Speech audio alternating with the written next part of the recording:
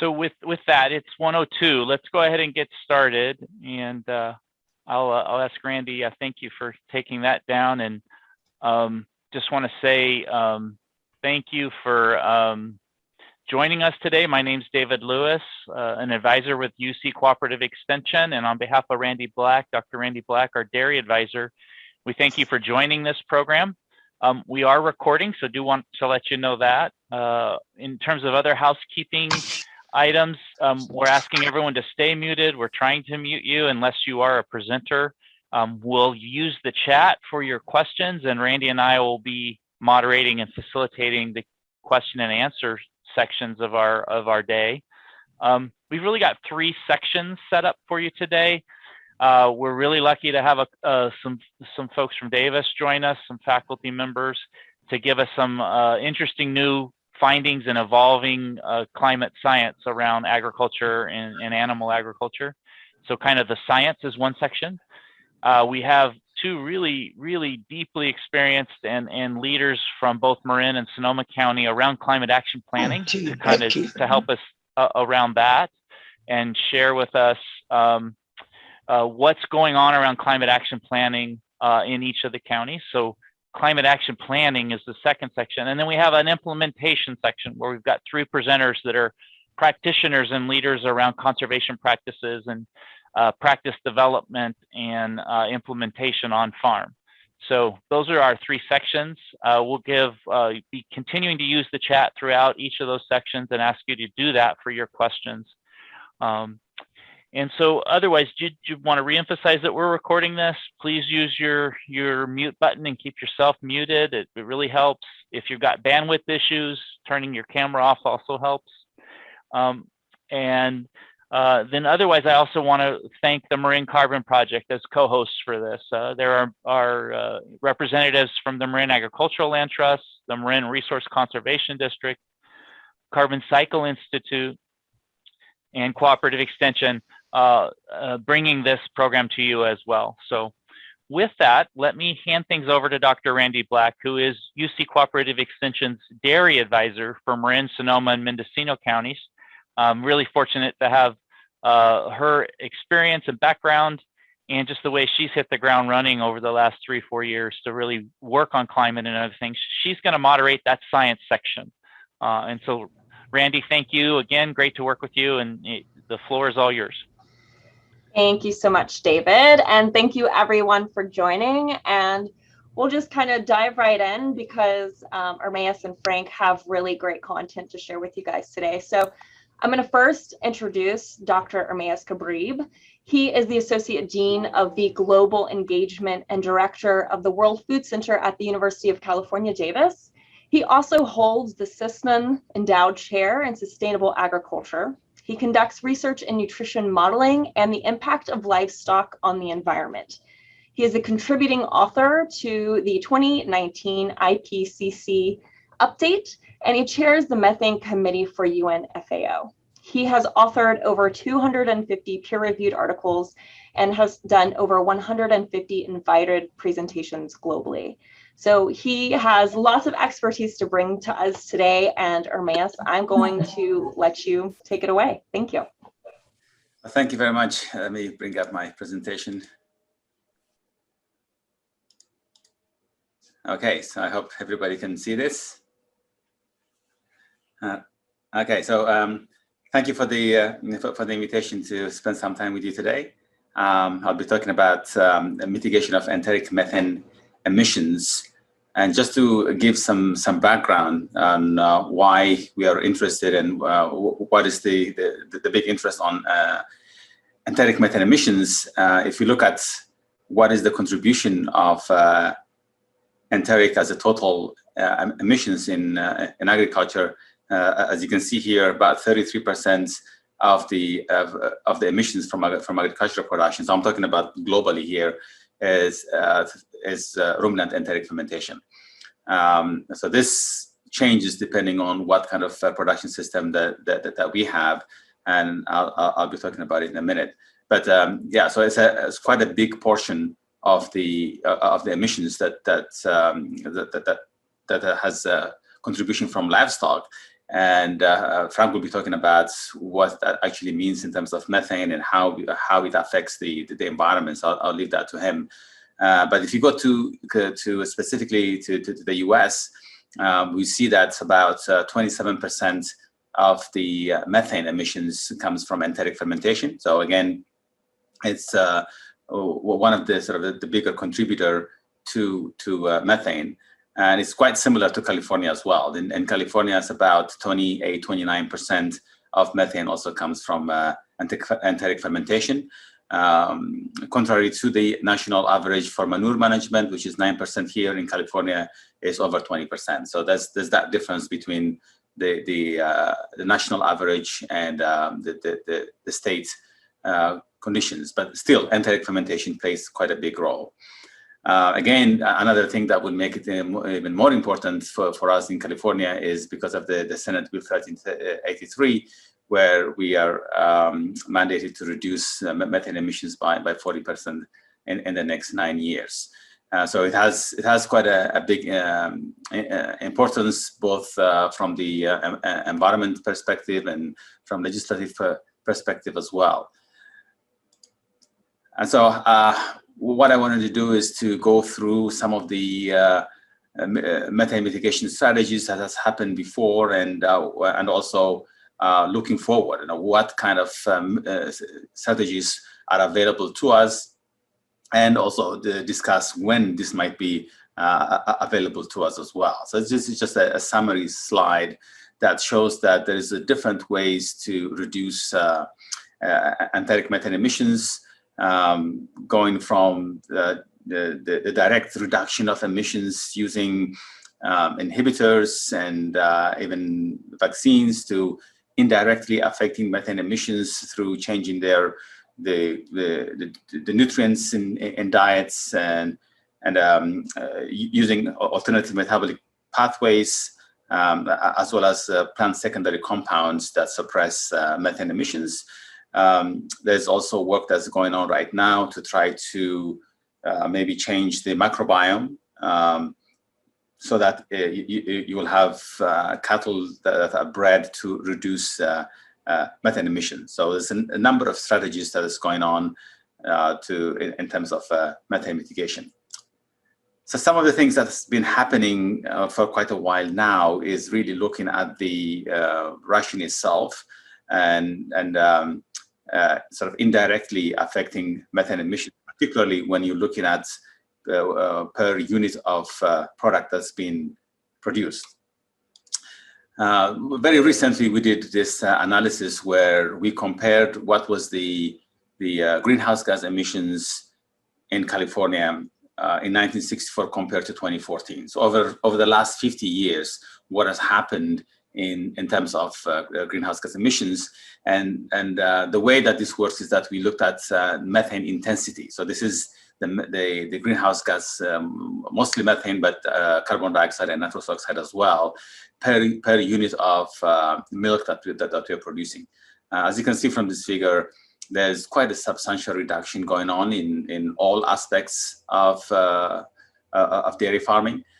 From feed production to farm management. This is equipment and tractors and all that, and enteric that's coming from the cows, and manure management, and then sort of the overall reduction. And the reason we've seen such a big drop here is mainly to do with nutrition and genetics. So the genetics of the animals has improved, and we are getting more and more milk from each animal, and also the nutrition that supports that has also improved quite a bit. And so that per unit of milk, we have achieved a substantial reduction in emissions. So if you look at the sort of the total carbon footprint, we'll see that the production of 1 kilogram of energy and protein corrected milk in California emitted about 1.12 kilogram of CO2 equivalents, which is a reduction of 45% over the last 50 years. And greater reductions in enteric methane intensity was found. That's about 54.1% reduction in enteric methane emissions, not as much in manure, mainly because the way that manure has been handled. And if you look at water footprint, also the water use intensity was reduced by about 88%, with water reductions in crop production contributing to about 90% and 55% in housing and milking. Mostly here is the improved crop genetics and management that have contributed to large efficiencies in water utilization. Land requirement for crop production were reduced by 89% in 2014 compared to 1964. Again, this was mainly due to dramatic increases in crop yields in the last 50 years and the greater utilization of byproducts in diets and reduced inputs such as fertilizer and pesticide use as well. And the land savings are roughly the same size as the state of Connecticut. So here in California, we're producing more milk with less inputs, as I showed earlier. So less land, less fertilizer and pesticide, and less water compared to 50 years. And this is increasing as well. So the year that we look at is 2014. So if we had to update this for 2020, 2021, we would even see a further improvement and reduction per unit of milk. So why did we see lower greenhouse gas emissions? Well, mainly because California dairy farms typically use greater amount of byproducts compared with other regions. And byproduct use in average feed in cows last time in California was about 49%, which is much higher than national average, which is about 31%. So another strategy that can be implemented and has been implemented is the greater use of lipids and plant extracts. And if you actually use lipids and plant extracts around the world, you would get a reduction in emissions. So this is just a simulation of what would happen if you add more lipids and the areas where you can affect them. So the areas in the world such as India and China and South America, where there's a large number of animals and probably underperforming animals, I think that those are the places where you would get better results in terms of reducing greenhouse gas emissions. And the other things that I wanted to talk about really most of the time today is talking about feed additives. And this could be either direct inhibition of methane in the rumen, or it could be modifying the rumen environment so that there's less amount of hydrogen available and there's a reduction of methane going on within the rumen. So right now we have a number of different feed additives that's available to us, but none of this, probably except Agoling, is on the market right now. So all of these additives that you see here, and some of them we'll discuss in more detail, they are not available at the moment. It's still on experimental phase. Some of them have shown a really, really good promise, some not so much, but in general, at the moment, it's still experimental and still waiting for FDA approval and other approvals as well. So just going through some of the ones that are that seems to have done quite a better than compared to other feed additives. So the first one in terms of efficacy is seaweed.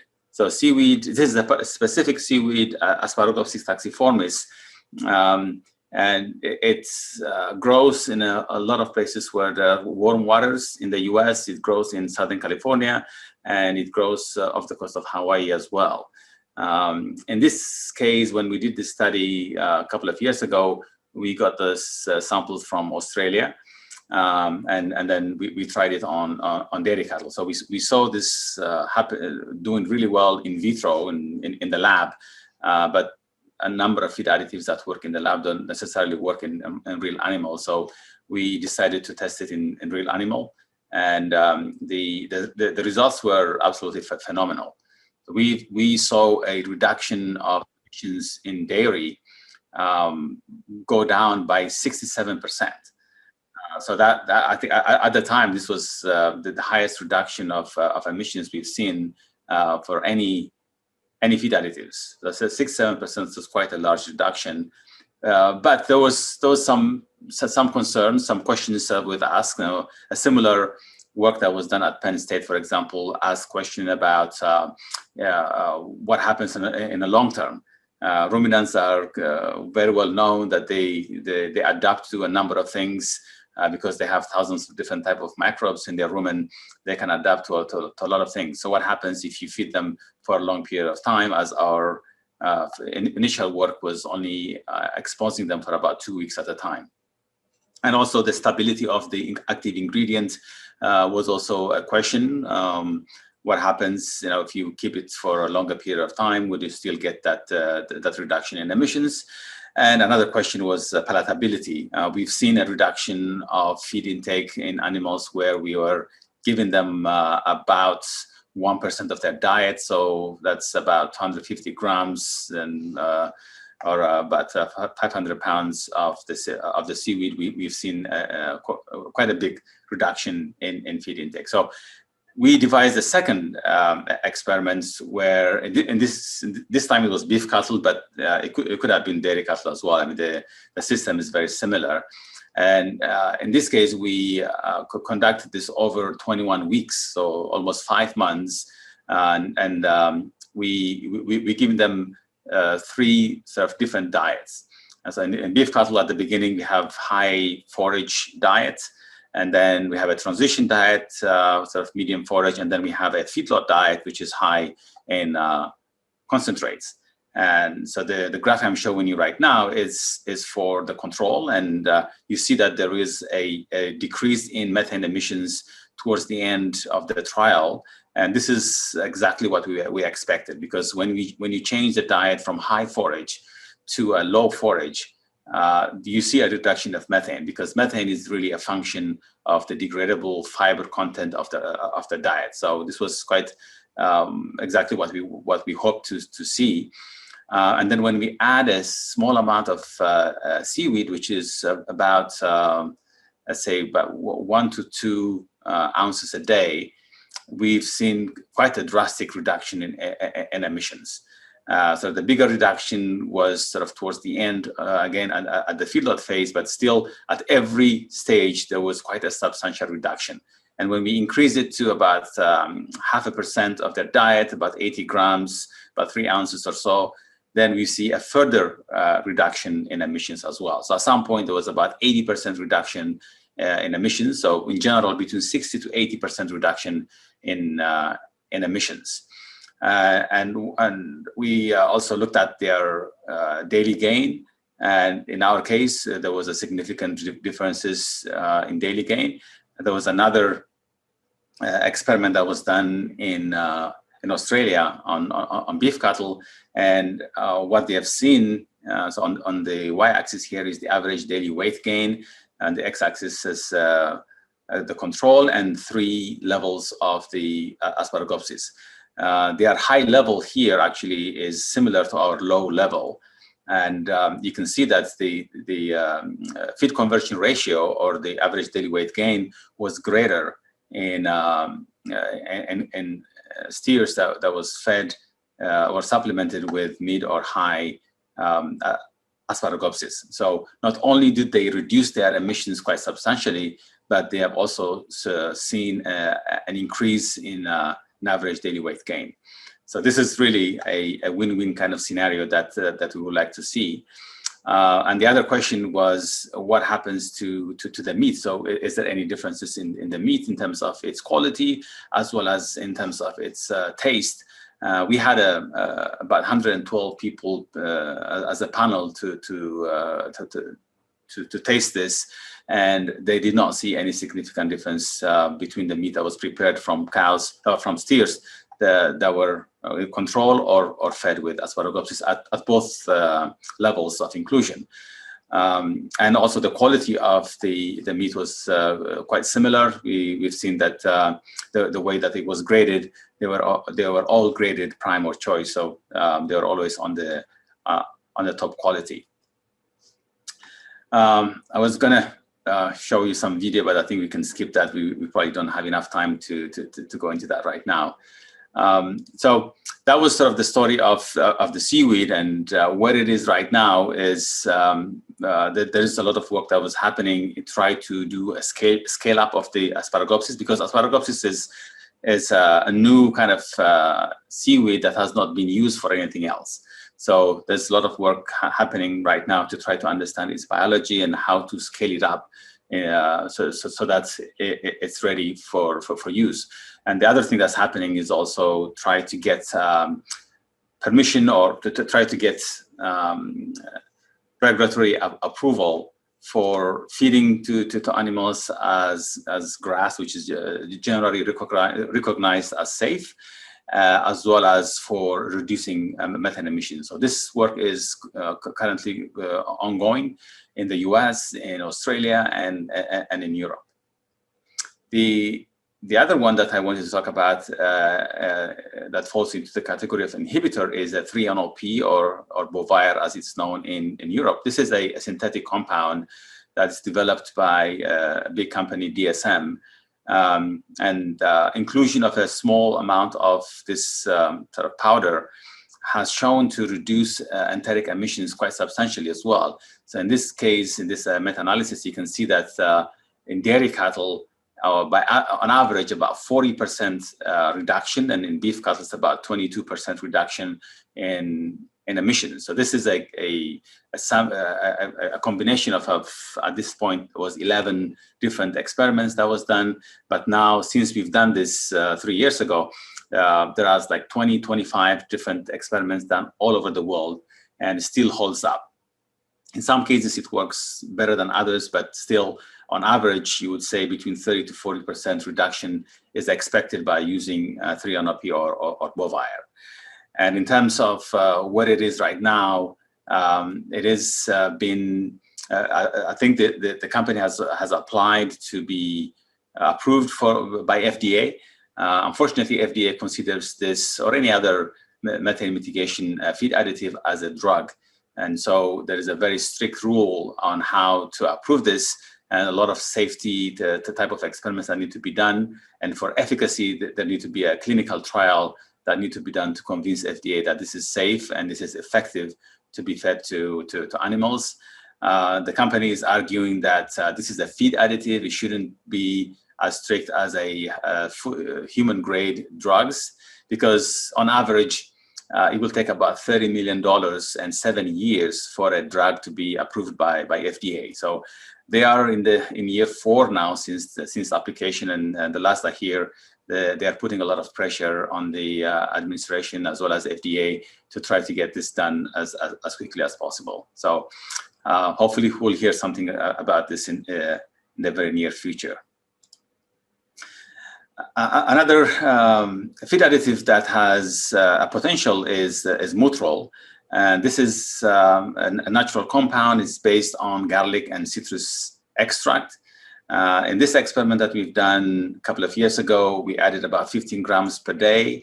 And as you can see in this graph here, there was always a reduction in emissions, but until about 12 weeks, it was not significant. But at 12 weeks, we've seen that there was a 20% significant reduction in emissions. And talking with the company that's producing this, they expect that, that there is some time, 4 to 8 weeks of getting used to Mutrol, and then after that it becomes effective. So we are we're going to be working more. There's actually an experiment that's going on right now that uses Mutrol, but we are planning a larger experiment using 48 steers and at UC Davis to try to figure out this, and then we will extend it. Instead of 12 weeks, we're probably going to go to 18 weeks so that we can see what effect it has and what the reduction in effectiveness is going to be. The other bioactive compounds that's been used, and again, the work is going on right now. Frank's group is doing this, and this data comes from Frank's group, is agoling supplement at 1 grams per day, and there is a potential to reduce emissions by 6%. As I mentioned earlier, this is the only product that is on the market right now, but it is on the market to improve milk production, not for reduction of emissions. If you are going to claim reduction of emissions, it will have to go through FDA approval, and the FDA has basically, it is safe to feed because it's already been fed right now, but still the efficacy has to be proven. And so I think more work needs to be done to prove that this product is also effective in reducing methane emissions, so that you can get some credit by using this product. The other interesting one is tannin-containing compounds. Tannins and saponins, which are secondary plant compounds, have also shown promise to reduce methane emissions. And the one that will be relevant to us in California is using the byproduct of the grape industry. So the grape pomace does contain tannins and lipids as well. And it does reduce emissions. This data I'm showing you here is from Australia. And they have seen that the reduction in methane when they supplemented diets with dried or ensiled grape pomace. We're going to be doing this work here in California as well. So we've already got some funding through philanthropic, and then we are seeking some support from the California Dairy Research Foundation to try to do this work. So we're working with colleagues in cooperative in a full system here at Davis. We're trying to work on this and try to see if using the grape pomace we have here in California also will be able to reduce methane emissions. We're hoping between 15 to 25% reduction here, but next year, if we have this meeting again, hopefully I'll be able to update you on what has happened then. There's also nitrate, which can be fed to animals, but unfortunately, at the moment, it's not safe to feed to animals. You should slowly adapt animals to smaller amounts of nitrate to get up to the level where you will be able to reduce methane. But because in commercial setting, it's difficult to really have that very strict amount of nitrate delivered to each cow. And so at the moment, it's not really that safe, but there are some experiments going on right now in which they would use a bacteria that metabolizes the nitrites. So nitrate is converted into nitrite, and nitrite can be then absorbed into blood, and that's what it causes the toxicity. But if there are microbes, specific microbes that can use the nitrite before it can be taken up by the blood, then it will basically negate that toxic effect. So that experiment is going on at the moment. So we hope that there is a solution to that, and so that nitrate can be fed safely to animals, which would be much easier. It's also a source of nitrogen, and we've seen in a very recent meta-analysis that between 15 to 20% reduction is expected by using nitrate. So there are also other solutions that I have not included here. Their potential emission reduction could be anywhere between 10% to 35%. And so there's a lot of work that's happening. But just to conclude, there are several solutions to mitigate enteric methane emissions at the moment. We have seen a lot of feed additives that have been developed, but as I said, they are not yet on the market. And there are several that I have not mentioned as well. They are all on experimental phase. Some of them have potentials. We've seen some that are in the lab, about 20-25% reduction, even up to 50% reduction. But we still have to do it in real animals. So unfortunately, none of them are on the market yet. And the plant secondary compounds have potential, again, still under investigation. And then to be able to use this and get some credit, you really need to have a protocol And that protocol development is going on right now. So we are working with the California Dairy Research Foundation as well as the Climate Action Reserve to put together a protocol so that when we do have those solutions, we can then get credit for that, or our dairy farmers can get credit for that. With that, I just want to acknowledge all my team that have done this work on a daily basis. So, and all the support that we got to do this work as well. So, thank you. Thank you so much, Dr. Kabrib. I just want to go through a couple of the questions that we got in the chat while you were going through your presentation. The first question was, the chart that you had that showed enteric methane, was that just for dairy cows or was that for all ruminants? So goats, sheep, beef cattle. Okay, go ahead, sorry. Yeah, so that was the question. So is it really everyone that's contributing to that, or is that just the dairy cattle? No, so for the enteric one, it is all ruminants. So the enteric fermentation is coming from all ruminants, and so the majority actually is from beef cattle, because the sheer number of beef cattle compared to dairy. So the majority of emissions in the U.S. and elsewhere come from beef cattle. Thank you. Someone was just curious, have you been working with Blue Ocean Barns with the seaweed research? Yes. Actually, it's, the last project that we did was supported by Blue Ocean Barns, and they are the ones who are now working to scale up the production of seaweed. So we continue to work with them, and I'm advising them in this process as well. What do you see as kind of a timeline for when some of these additives would be commercially available? Well, that's a tricky question, because it really depends on FDA. Really, I mean, with this current government, there is a lot of push on to come to some solutions for climate. So the FDA might be under a little bit more pressure to approve this, and so we might see it in a year or two. But if they're going to go through this stringent process that they already have, then I wouldn't expect it before 3 or 4 years. Right. So a couple questions about specific feed additives. So the 3-NOP is synthetic. So would that be incompatible with organic dairy practices? I believe so. I think at the moment, the way that the organic production is defined, so the 3-NOP is synthesized as a synthesized compound. So I think the organic dairy might not be able to use that. But yeah, I'm not 100% sure, but I think that's my gut feeling.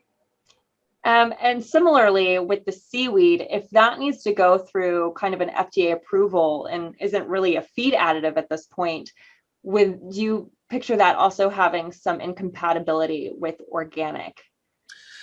I don't think there's any incompatibility with organic, because it's not, we're not taking anything out of the seaweed. It is a natural product, and so. One of the things that's happening right now is to try to get this GRAS certification, and I think with the GRAS certification, I don't think there is any issue feeding to organic. In fact, the next phase, which is on-farm phase, is going to happen next month or the month after in Petaluma. So. In an organic farm, so that shows that it's not incompatible at all. Actually, that's one of the main supporters of the seaweed at the beginning was organic farms. Yeah. And one more question before we move on to Dr. Mitloner's presentation. Does feeding of nitrates run the risk of increasing nitrous oxide emissions from manure? Yeah, it's possible. I think when you add nitrate, you really have to balance the diet for nitrogen. So usually you don't simply add nitrate. You will have to change some of the diet as well. So I think when I showed earlier on the nitrate issue here, for example, the crop production, the emissions from crop production changes here because you're changing the diet as well. If you're doing it for seaweed or 3-NOP or others, the diet doesn't change. You simply add to it. But with the nitrate, you have to change the diet because you have to make sure that the nitrogen is balanced and is according to the requirements. Perfect. Thank you so much, Dr. Kabrib. We appreciate your time. There might be a few more questions that come in, and if you're still able to be here, we can ask them, but if not, we'll shoot those over to you later. Okay, thanks. Thank you. Next, we are going to move to Dr. Frank Mittlaner. He is a professor and air quality specialist in cooperative extension in the Department of Animal Science at UC Davis. As such, he shares his knowledge and research both domestically and abroad with students, scientists, farmers and ranchers, policymakers, really everyone.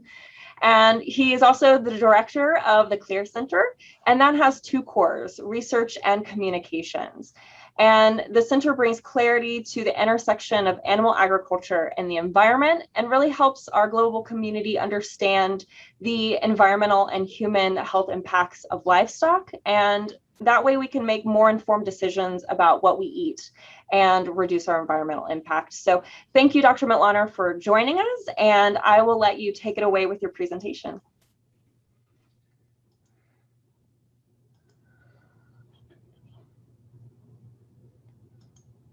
All right. Hello, everybody. It's a great pleasure for me to be with you today and shed some light on a topic that I think is really hot, really important, and that's the impact livestock has on climate, and in particular, the narrative around methane, which has changed considerably over the years.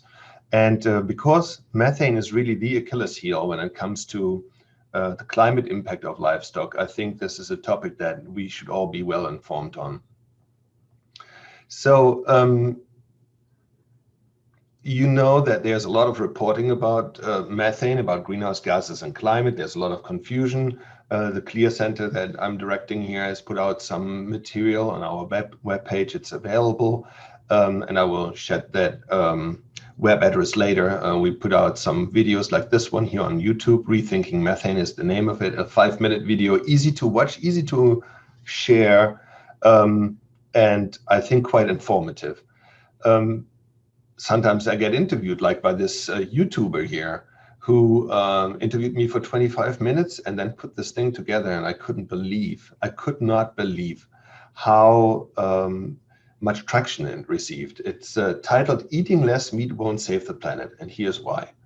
And if you Google that and go to YouTube, you'll find that. And within 3 weeks, it has had 3 million people who watched it, 3 million downloads. And I find that pretty remarkable. And it really shows how much of an interest there is in the public in the topic of livestock and climate, and a lot of confusion. I show you this slide here from Our World in Data that is all over the news. And what it shows is a typical piece of statistics that's oftentimes used, particularly by the anti-livestock groups, in order to show how detrimental livestock is to climate. And here you see in particular the beef sticking out like a sore thumb, but followed by lamb and cheese and so on, with respect to greenhouse gas emissions per kilogram of food product. Now, you really have to let that sink in. This graph shows beef and other animal source foods, as well as tomatoes, bananas, peas, and so on, apples, with respect to the greenhouse gas emissions per kilogram of food product. Now think about that for a second. They're comparing beef and lamb and eggs and milk and so on, food items that are very nutrient dense, to those that are largely water and very light in nutrient profile. And they do this based on a per kilogram of food product. So that, of course, is highly, highly biasing and confusing. And not just is this a apples to oranges, so to say, no pun intended, but it is also a global comparison, okay? These numbers that you see here are for global beef, for global pig meat, for global tomatoes, for global bananas, and so on, as if there were no incredible variability across data for each one of these commodities. Incredible variability. This is as nonsensical as somebody is saying, hey, what are the emissions of a car? Somebody were to ask you that question, then of course you would ask, well, car, be more specific. What do you mean? What make and model? How old is the car? Where's the car driven and by whom? By an 18-year-old or an 80-year-old? Is it a diesel or is it an electric car? All of these questions would come up, right? Why would people not understand that these questions should come up when looking at, for example, beef? That beef in the United States is very different compared to beef in a developing country should be pretty clear to everybody. But what's also really important here is that if you look at beef and if you believe in this data here, then you see that there's a very large chunk marked in brown. And as you can see underneath, brown is the methane portion of this commodity. And I will now spend some time to talk to you about methane. We have 25 minutes, so I have to go chop chop. This slide here shows an Environmental Protection Agency greenhouse gas inventory for the United States from 1990 until pretty much now. And what it shows is in orange, the greenhouse gas contribution of beef. In light blue, the greenhouse gas contributions of other animal ag commodities. So it's not that they are not there, they are sizable, but certainly not a dominant contributor to our carbon footprint as a nation. You can see there in orange what that dominant one is. That's by and large the use of fossil fuel, that's transportation, power production, cement industries, and so on, that are by far dominating our emission profile for greenhouse gases. But when you consume a lot of our media, the impression comes up that it is what we eat that's driving our climate. Now, just a few words on what greenhouse gases do and why they are an issue. What you see on this slide here is the sun radiating down solar beams to the surface of the Earth. Normally, these would be reflected back into space if there weren't this blanket, so to say, of greenhouse gases that holds them back, that retains the heat from that solar radiation. And so it's these gases such as CO2, carbon dioxide, methane, nitrous oxide, that are in our atmosphere, and they trap that solar radiation. And they do it so well that we can actually live on this planet. Without greenhouse gases, we could not live here. The problem is this blanket is getting too thick because we are putting too many of these greenhouse gases into our atmosphere. While most climate scientists will tell you that it's CO2, carbon dioxide, that's the main culprit of our climate issues, and that the main source of that is the use of fossil fuel, those people who have a beef with livestock will say, no, it's methane, and we need to focus on methane and what we eat in order to reduce climate impacts. So methane, in my opinion, is the Achilles heel of animal agriculture on a climate side of things. And so I will now focus on that very issue. When it comes to comparing greenhouse gases to one another, a unit or matrix is used that was developed back in 1990, referred to as the global warming potential, or GWP100. Please remember that name, GWP100. GWP100 simply gives a factor for methane and nitrous oxide to compare it to CO2.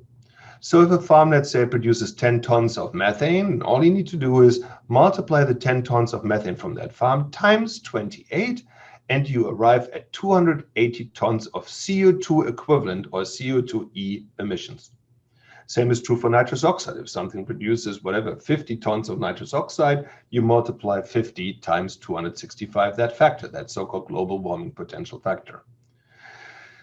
This unit has served us well in times when these gases went up, when, for example, methane is increasing in the environment from a sector like livestock, then it's not a bad unit to use. But if these emissions, for example, for methane are constant, or if they are reduced, then this unit GWP100 fails very considerably.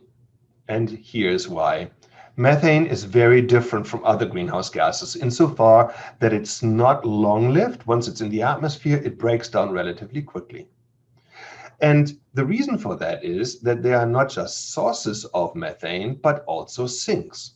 In other words, there are sources such as fossil fuel production and use, agriculture and waste, biomass burning, wetlands, and so on. All of these sources amount to approximately 560 teragrams of methane globally. 560 teragrams of methane globally are emitted. These are sources. But on the other side, and that's not much talked about, there are sinks, and they amount to approximately 550 teragrams. So in other words, if you want to know what the net is, then you need to subtract the one from the other, and then you arrive at a net of 10. Okay, that's what we have to deal with. Still a number that's too high. Methane is a greenhouse gas that is potent, and we want to reduce it. Don't get me wrong. But it's important to acknowledge that methane is not just produced, but also destroyed. That destruction process, visible here on the right side, is referred to as atmospheric removal. Atmospheric removal of methane. And if you look at this large number 515, you see underneath sink from chemical reactions in the atmosphere. What that refers to is that once methane is in the atmosphere, it takes approximately a decade for that methane molecule to meet what's called a radical. And that radical steals hydrogen away from methane, from CH4, and it destroys it. Okay, and that leads to the fact that methane is only a short-lived climate pollutant with a lifespan of approximately a decade. Okay, and that's in sharp contrast to other greenhouse gases. So while methane has approximately a decade of a lifespan, the other gases such as CO2 and nitrous oxide are long-lived climate pollutants with a lifespan of 100 or 1,000 years. Why does that matter?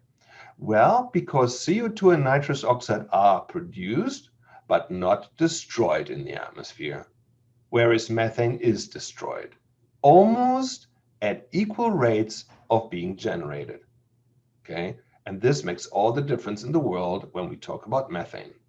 In fact, it changes the narrative around methane and the narrative around livestock's impact on climate drastically. How is methane from livestock similar or different compared to carbon emissions, greenhouse gases from other sources, such as fossil fuels? Well, if you think of methane, that's CH4, and where it originates, where the carbon from methane, biogenic methane is called, where that's coming from, well, we have to go back to what plants need to live. They need sunlight, they need a source of water, and they need a source of carbon. The carbon they need to build carbohydrates, the carbon plants need, they take from the atmosphere in the form of CO2, atmospheric CO2. During photosynthesis, that CO2 goes into plants and is then converted into cellulose, starch, other carbohydrates. Let's just focus on cellulose for a second. A ruminant comes along, eats the above ground material from grazing, and then emits some enteric methane. That's the methane coming from the rumen that's belched out. And of course, the methane is also emitted from this animal's manure. The question now is this carbon within this methane, is this new carbon added to the atmosphere, or is it not new? Well, the answer to that question is, and this is now really important, that a constant herd size for beef, dairy, other livestock commodities, a constant herd size produces methane, but the same amount of methane that's produced is also destroyed. And that methane carbon here that you see is not new methane added to the atmosphere, but it's recycled. Sorry, that carbon in that methane is not new carbon added to the atmosphere. It's recycled carbon because it originated in the form of CO2. And after approximately 1 decade, a process facilitated by these radicals I talked about earlier called hydroxyl oxidation, that process destroys methane and converts it back into CO2. So on the livestock side, we have what's called the biogenic carbon cycle, where atmospheric carbon goes into plants, animals eat the plants, produce methane. That methane stays in the air for a decade and is then destroyed back into CO2. So that is a cyclical situation that's very old, okay? And a constant livestock herd generates constant emissions of methane, constant emissions of methane lead to constant concentrations of methane in the atmosphere. And constant concentrations of methane in the atmosphere, and that's important, lead to constant warming.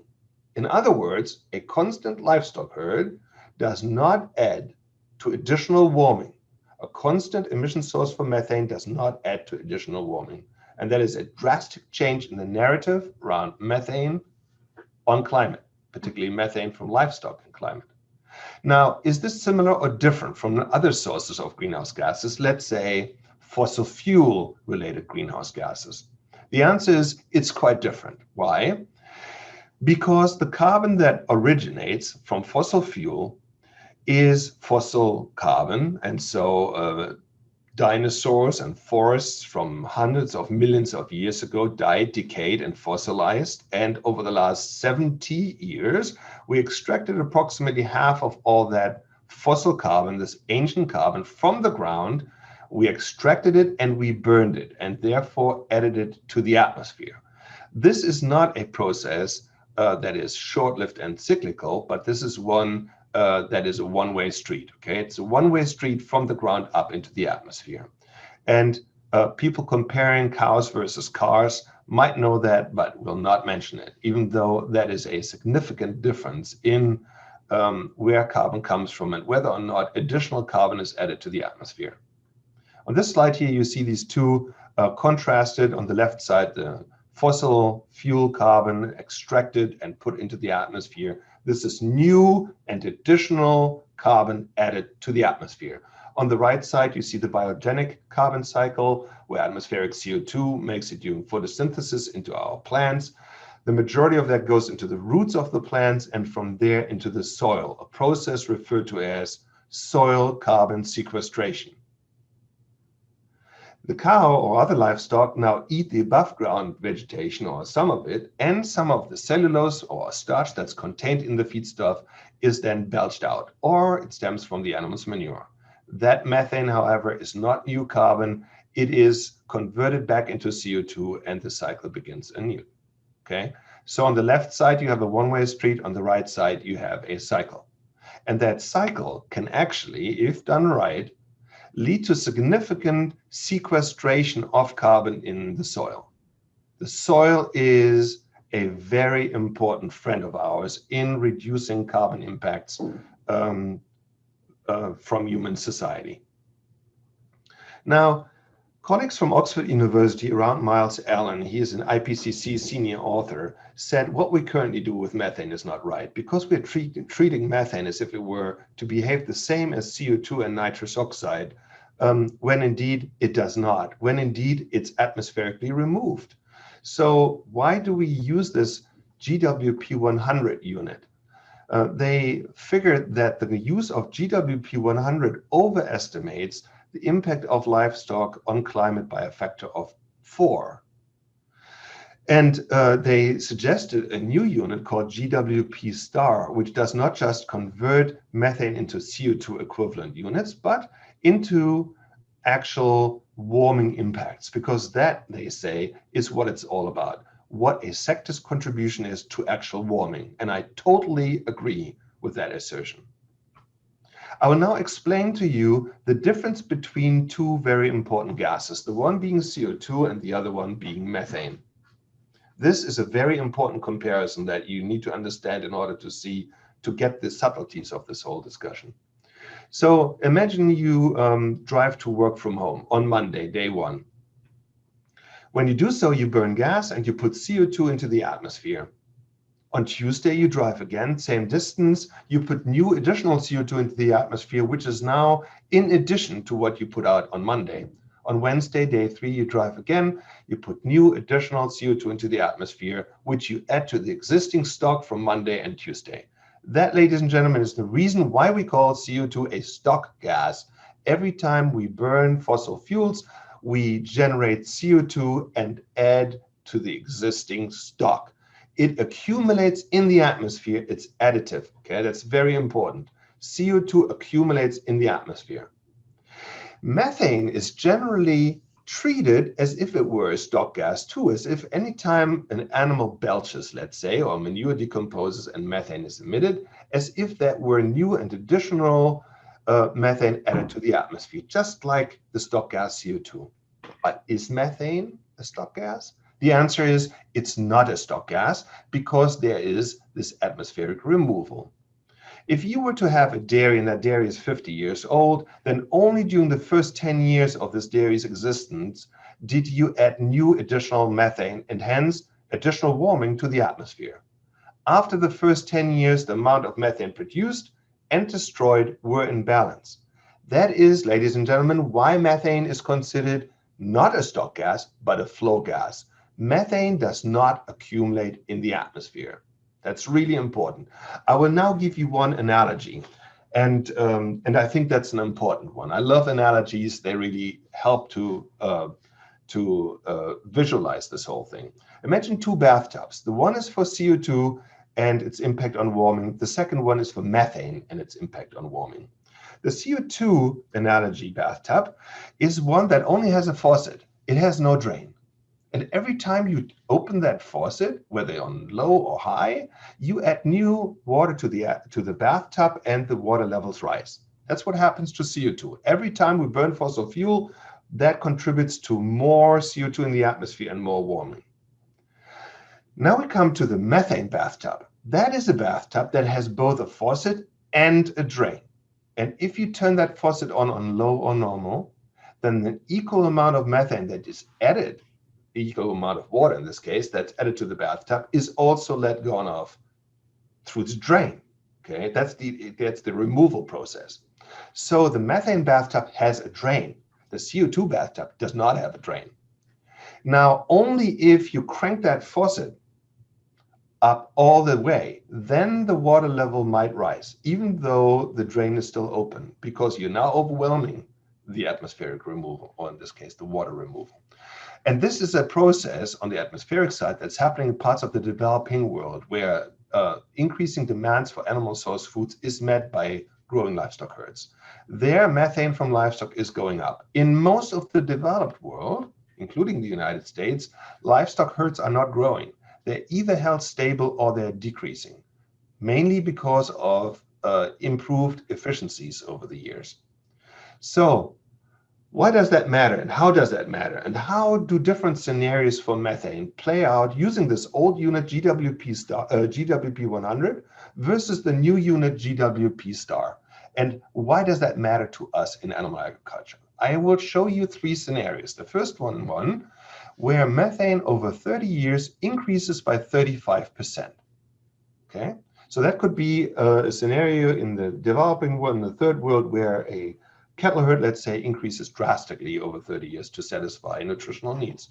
The second one is one where methane is held pretty constant, maybe a slight reduction by 10%. And the third scenario is one where we manage to reduce methane over 30 years by 35%. So that's a little bit over 1% reduction per year. How are these three scenarios, the increasing, stable, and decreasing scenario for methane, depicted when you use GWP 100, this old unit that has been used for the last 30 years? Well, GWP 100 would predict that the increasing, the stable, and the decreasing scenario for methane would all lead to significant additional CO2 equivalent amounts of greenhouse gases added to our atmosphere. Why? Because GWP 100 does not include atmospheric removal. It acts as if it were a stock gas, which it's not. Hence, the need to have a unit that looks at both emissions and atmospheric removal, and that is GWP Star. GWP Star, this unit from Oxford University, predicts something very similar to GWP 100 as long as emissions increase. You see this blue area north of the x-axis showing a significant increase in warming caused by increasing amounts of methane. We do not want to see that, and thank God we are not seeing that in and around livestock production in much of the developed world. If you have a pretty stable livestock herd, or you even slightly reduce it, then you don't see any blue north of the x-axis, meaning there is no additional warming caused by constant or slightly decreasing herds, or constant or slightly decreasing emission sources for methane. In fact, you see, because this is a slight decrease of methane of 10% over 30 years, you see a negative sign in front of the number. And the blue is now south of the x-axis. That means there's a little bit of negative warming, and that's a good thing. Negative warming caused by slightly decreasing amounts of methane. But when you go to a strong reduction of methane, as in the bottom scenario, then you don't see any blue north of the x-axis, but now it's all south of the x-axis, and the number is negative and high.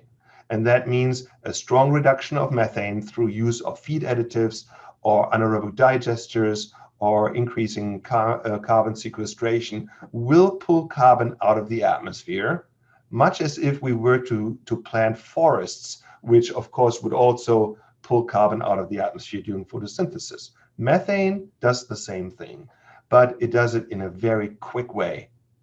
One more slide that's a little technical, but also very important. But I know that people will ask me at some point, can we achieve this? Is this achievable, that we reduce methane strongly by, let's say, 35%? And my colleague, Ms. Cooperative, just said, yes, it is. Feed additives and so on can reduce at this amount here. And so if we make manage that on a large scale, we can pull carbon out of the air, and we can make animal agriculture an important solution for our climate problem. Two gases, CO2 and methane. I want to show you quickly how they differ when it comes to their warming impact. Okay. So imagine two different sources of these gases. A power plant for CO2 that ramps up production over 30 years, produces more power, and as a result, more CO2. What would that do, that increasing CO2 amount emitted to warming? Well, it would lead to an exponential increase of the warming related to this linear increase of CO2. Why does a linear increase of emissions lead to an exponential increase of warming? Because that gas is additive, as I said before. A linear increase of methane, let's say from a feedlot that expands from 10,000 cattle to 15,000 cattle, a linear increase of methane would lead to a linear increase in the related warming from that methane. However, if we have a constant emissions of CO2, let's say the power plant is not increasing over time, but at constant load, then the constant CO2 emissions would lead to still increasing amounts of warming from that constant amount of CO2 emitted. Why? Because it's a cumulative gas. It's a stock gas, but a constant source of methane, and that's important for you now, a constant source of methane, let's say from a constant herd size of dairy, beef, and so on in a locality like California, a constant amount of methane emitted leads to constant warming, not increasing, but constant warming. And that is what the Paris Climate Accord is all about, to limit additional warming, not to bring down methane or something down to zero, but to limit additional warming. But now comes what interests me the most. What happens if we mitigate these two gases? Let's say we, over 30 years, turn down that power plant until we shut it down eventually. What happens when we turn down that power plant and reduce CO2 over time? Then the warming related to the reduced CO2 still goes up all the way to the point when we stop the power plant, when we shut it down. At that point, the warming from that power plant will plateau. And that's what it takes on the CO2 side. Net zero, all that discussion around net zero carbon is related to CO2. We have to go to net zero in order for that gas to stop causing additional warming. Methane, however, whenever we reduce methane, will lead to an instantaneous reduction of warming. That's called negative warming, and negative warming is a fancy word for cooling. Now, people ask me, Frank, is methane a superpollutant? And my answer to that is always the same. My answer is, in my opinion, CO2 is a superpollutant, because even if we reduce it, it still leads to increasing rates of warming. And this gas stays with us for 1,000 years. Imagine everything that we've ever burned on this planet, human activity, is still in the air. It's all still there. But whenever we manage to reduce methane, then we can see instantaneous climate impacts on that. And that makes, in my opinion, methane to be a super opportunity rather than a super pollutant. I think animal agriculture has a real opportunity here to turning a liability, which methane is oftentimes seen as, into an asset. So I know we are limited on time here. In the United States, we've seen a drastic increase in efficiency in beef and dairy and so on, and I don't really have to go there because you guys know this. But it has been a remarkable advancement. For example, on the dairy side, we went from 25 to 9 million dairy cows in this country, and now we're producing 60% more milk with this much smaller herd. We have reduced our carbon footprint for a glass of milk by 2/3. We are producing 18% of global beef, 18% of global beef with 6% of the global beef herd. We are a role model for efficiency worldwide, and that directly translate into carbon issues. But what I want to leave you with is with the fact that our dairy industry, for example, here in the state, has done a remarkable transition over the last few years. Since SB 1383 passed, and since the state decided to financially incentivize the reduction of methane, our dairy industry has engaged in this challenge, partnered with the state, and installed a lot of anaerobic digesters. Here you see a covered lagoon that traps the gas, the so-called biogas that normally would go from the lagoon into the atmosphere. That biogas is now trapped, 60% of the biogas is methane, and then that biogas is cleaned up and made into fuel, so-called renewable natural gas. And that fuel is then used to power semi-trucks, let's say. And this conversion of biogas to fuel, to renewable natural gas, is viewed as the most carbon negative fuel type there is. And as a result, low carbon fuel standard credits are paid, and they are so lucrative that I would consider what you're seeing on this slide the new gold rush in California. In my opinion, the 40% reduction of greenhouse gas of methane in the state will be achieved not just by using manure, but also enteric sources, and we will be able to do it. We will be able to make it. And here's the most important thing, in my opinion. So first of all, we have already received a 25% reduction of methane in this state. That's the dairy sector alone, 25%. They're supposed to reduce it by 40%, and they just started a few years back. They're already at 25%. So why am I excited about methane? I'm excited about methane because it is such a special gas. If we manage to reduce it, and if we manage to reduce it strongly, then we can achieve this effect that you see at the bottom right. And we are already seeing that. A 25% reduction of methane means we are already having a strong negative warming impact from our dairy sector's methane contribution. And that negative warming on the methane side can counteract nitrous oxide and CO2 that also generated on that dairy, so that overall we get to a point after a while where a dairy will reach climate neutrality, not carbon neutrality, climate neutrality, a point by which that industry no longer affects the climate in any negative way. And that is what really excites me about this, okay? This methane change of narrative is a very important one. It's based in physics. That has nothing to do with greenwashing or creative accounting. It is a change in the accounting that's really needed, and one that could be much appreciated if the industry understands their role as a potential solution provider. So with that, I close my talk here. I just wanted to tell you the CLEAR Center that I'm directing is on the web, clear.ucdavis.edu. I'm on Twitter, GHG Guru is my handle, and I hope I can entertain any questions either now or in the future. Thanks very much for having me. Thank you so much, Dr. Mittloehner. Unfortunately, I don't want to pull too much time away from the other speakers today.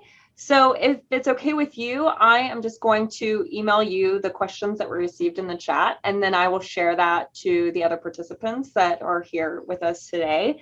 But thank you so much. I feel like it's always so educational, informative to hear what you have to say and to really better understand, how we as, livestock operators and support industry are not really negatively impacting the environment, but we really have an opportunity to be a solution. So thank you so much for all the information that you have given us today. You're welcome. And I'm going to send it over to you, David, to start our next section. Great, and thank you again to both Dr. Kabriev and Dr. Mittlener. Very much appreciate their contributions and the work they're doing. I hope all of you appreciated that we have access and that we can access their knowledge and expertise, but also them as a conduit for the developments that are going on in the scientific community to help achieve climate management goals. Similarly, we're lucky today to have 2 local county agency leaders that have been part of climate management action planning in Marin and Sonoma. So I first want to introduce Dana Armanino, who's a principal planner for Marin County's Community Development Agency's sustainability team. She's been there, I think, I want to think as long as I've been in Marin, but definitely been a leader in the last 2 iterations of Marin's climate action plan. And I just can't think of a better person to help us know and understand where Marin is aiming at in terms of achieving climate management goals and how it set those goals. So we're asking her to do that for us. And Dana, please, the floor is yours. All right, thank you very much. I'll go ahead and share my screen. You should have, access. Let's see. Can you all see that? Let's see. Are you guys seeing the screen? Yes, it's up and running for you. Okay, excellent. You could start. Yeah, there you go. Perfect. Okay, great. Thanks for the great intro. I'm Dana Armanino. I am with the Marin County Community Development Agency Sustainability Team. And I wanted to spend a few minutes going over our climate action plan that our Board of Supervisors adopted in December 2020, so just a few months ago, and the important role that our dairy and ranch community has in it. Moving ahead. Before I jump in, I wanted to provide a little context and a larger view of countywide Marin. The cap that we adopted in December is for the unincorporated portions of the county. All of our 11 cities and towns and the county have adopted individual climate action plans, but we do coordinate via the Marin Climate and Energy Partnership. However, as you guys may be aware, most of our ag land is in the unincorporated area, so it falls under the county's climate action plan. Countywide, each of our jurisdictions have been reducing emissions since our 2005 baseline. The green line in the middle is our county-wide look where everything rolls up. So county-wide, we have collectively reduced our emissions by about 25%. But switching back to just the county unincorporated climate action plan, in order to develop ours and identify policies and programs, we needed to understand where our opportunities lie and where our challenges are. So we did, as all jurisdictions do, our climate inventory using the state protocols to identify our biggest sources of emissions. And so this is our 2018 inventory that was used in the climate action plan. And basically, as you can see here, our 2 biggest sources are transportation and building energy use. So we're going to have to do a lot of heavy lifting in those areas to reduce those emissions. But today I wanted to focus a bit more on that green wedge, our agriculture wedge, which is 9% of our unincorporated emissions. I'm sorry. Scratch that. Countywide, this is the rolled up one. When you look at just the unincorporated, that agriculture wedge does get quite a bit bigger because so much of our land is in the agriculture. But I decided to share this countywide image because I feel like the unincorporated one kind of overinflates ag a little bit, as you know, our ag community is part of the countywide culture. So I wanted to put it more in relation to the whole county. So that is 9% of our countywide emissions. But going back to our climate action plan and really zeroing in on agriculture emissions and how where they come from, this is that allocation, again, using those state protocols. There are 3 sources of emissions that get calculated in the climate action plan: enteric fermentation, manure management, and fertilizer application. For Marin, 99% of our ag emissions result from enteric fermentation and manure management. So these help us identify opportunities for emissions reductions in the agriculture sector along the lines of a traditional climate action plan. But as the previous presenter mentioned, agriculture has the unique ability to, as he said, open the drain on the bathtub and actually pull down emissions, carbon emissions that have already been released. And so this sector has a huge opportunity to help us really not only reduce our emissions from their operations, but also hopefully pull down emissions that have already been released. So looking at the county's climate action plan goals, we actually set 3 goals in our climate action plan. The first one is in line with the state SB 32 goal to reduce carbon emissions via mitigation measures, so more of your traditional climate action plan, to 40% below our 1990 equivalent levels. And so we've identified actions and measures and policies that we're going to implement over the course of the next 10 years to try and achieve those measures. However, we understand that that's not going to be enough to stave off the worst of climate change impacts. So in 2017, the Board of Supervisors recognized that climate change doesn't stop at jurisdictional borders, and it's imperative that we collaborate and build capacity of individuals and organizations across Marin County. Without this coordinated countywide effort, none of us are going to be able to achieve our goals. So with that in mind, the Board of Supervisors launched a countywide initiative called Drawdown Marin, which works with Marin jurisdictions, organizations, agencies, and community members to identify bold solutions to Marin's climate challenges. And Drawdown Marin has set their own countywide goals, which the county then incorporated into our climate action plan. And we're hoping that each jurisdiction will also incorporate those Drawdown Marin goals into their climate action plans. And so those additional targets are now shown. And so one is to get to 60% below 2005 levels by 2030. And then the other one is to be carbon neutral by 2045. But as this chart highlights, achieving 60% reductions by 2030 is going to be a major endeavor, and one that can't be achieved via mitigation alone. So to achieve that aggressive target, and with an eye towards that carbon neutrality by 2045, we're going to have to implement projects that also draw down carbon emissions that are already in the atmosphere and sequesters it in our lands and biospheres.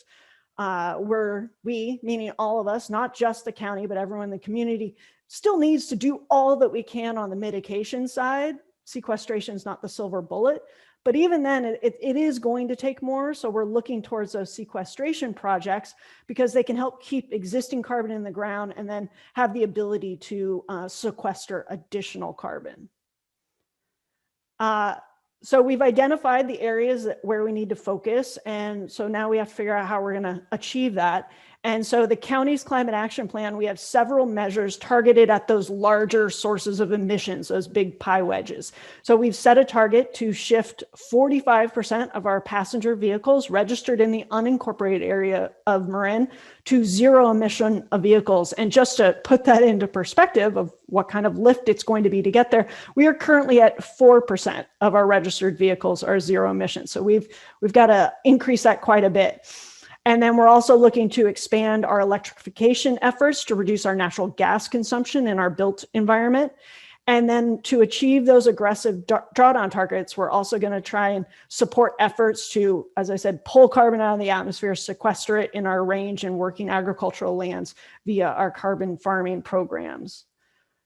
So diving into that section a little bit deeper, as the county was developing our 2030 cap, we were able to get a grant from the California Department of Conservation, which provided funding to the county, Marin RCD, UC Cooperative Extension, Marin Agricultural Land Trust, and the Carbon Cycle Institute to work together and really focus on how agriculture can fit into a climate action plan and help a jurisdiction achieve bold targets. So not just focusing on those 3 emission sources that the protocols typically look at, but really trying to look towards what's the next phase of agriculture in a climate action plan and how can it do more to help us achieve our goals. So the grant allowed the team to develop a more detailed understanding of the potential for carbon sequestration in Marin County, and then we're hoping that it can be brought into other climate action plans as well. We this newest CAP we adopted has an entire agriculture and working lands chapter that highlights the great potential of carbon farming to not only sequester carbon, but then also to lead to other benefits, ecosystem restoration, reduced erosion, improved air and water quality, and then more productive working lands. And then the chapter also includes your more traditional measures, such as low carbon off-road equipment, increased energy efficiency in operations, and then also support for farmers markets, the potential for aquatic sequestration, and the promotion of agricultural land preservation. And that's it for my time. I'm happy to answer questions later if there is time. And I know they're going to, Jeff Creek and team are going to get more focused on the carbon farm plan. So I'll leave it with where we are with the county's carbon goals and everything, climate goals. Thank you. Thank you, Dana. Let me ask you to unshare, and we will have a little time for some questions, but I first want to invite Tanya Naras to come up and join us. Tanya is the interim director for climate programs at the Sonoma County Regional Climate Protection Authority. And Tanya has well over 20 years of diverse experience with county agencies and private industry and even nonprofit work in and around sustainability, and is now leading Sonoma's strategy. And she's going to help us understand, again, the goals that Sonoma is forming and pointing at in terms of climate management. So Tanya, we really thank you for joining us, and have you unmute. Yeah. Absolutely. Thank you for the invitation. Can everyone see my slides okay? We have you, yep. Yes, okay. Big thank you to Dana for her presentation. I think you'll probably see some similarities in terms of the inventory data, where our emissions are coming from in Sonoma County, as well as some of the strategies that we're looking at adopting or have adopted for Sonoma County. So I appreciate Dana's leading the way there, and I'll go through this as quickly as I can so that there's time for questions. So in terms of an outline, I'd like to give a little bit of background on our climate work, talk about our 2030 goal and strategies to achieve, and then talk a bit about agriculture's role, as well as the role that the RCPA is playing in this process, and then end with a timeline in terms of our kind of near-term next steps. So in terms of background, the Regional Climate Protection Authority is just what it says. We are a regional body that was formed specifically to address climate change and climate action in Sonoma County. We are governed by a 12-member board of directors, which consists of 3 members of our county board of supervisors, and then a representative from all of our cities in the town of Windsor. So we are very fortunate to have representation from all of our cities in the county guiding the work that we are doing. So that's something that makes us a little bit unique from either a strictly county agency or a city or a town. And so back in 2016, we released a countywide climate action plan known as Climate Action 2020 and Beyond. And that was a collaborative effort of all of our jurisdictions to put together this action plan that was designed to guide us to a goal for 2020. And that plan was released, and then unfortunately the RCPA was sued. A local group brought a lawsuit against the RCPA, and we did not succeed. We did not prevail in that lawsuit, and so we had to decertify the environmental impact report for the plan. And so, as you can imagine, that took a little bit of the wind out of our sails in terms of moving forward aggressively to implement the measures, but it really didn't reflect on the quality of the plan from our perspective. And our local jurisdictions did continue to implement the actions that were outlined in the plan. Subsequent to the plan being released, we followed up with a more detailed focus on transportation with the SHIP Sonoma County Low Carbon Transportation Action Plan in 2018. And then recognizing the urgency, increasing urgency of the climate crisis, all 10 of our local jurisdictions and the RCPA Board of Directors adopted climate emergency resolutions during the timeframe from 2019 to 2021.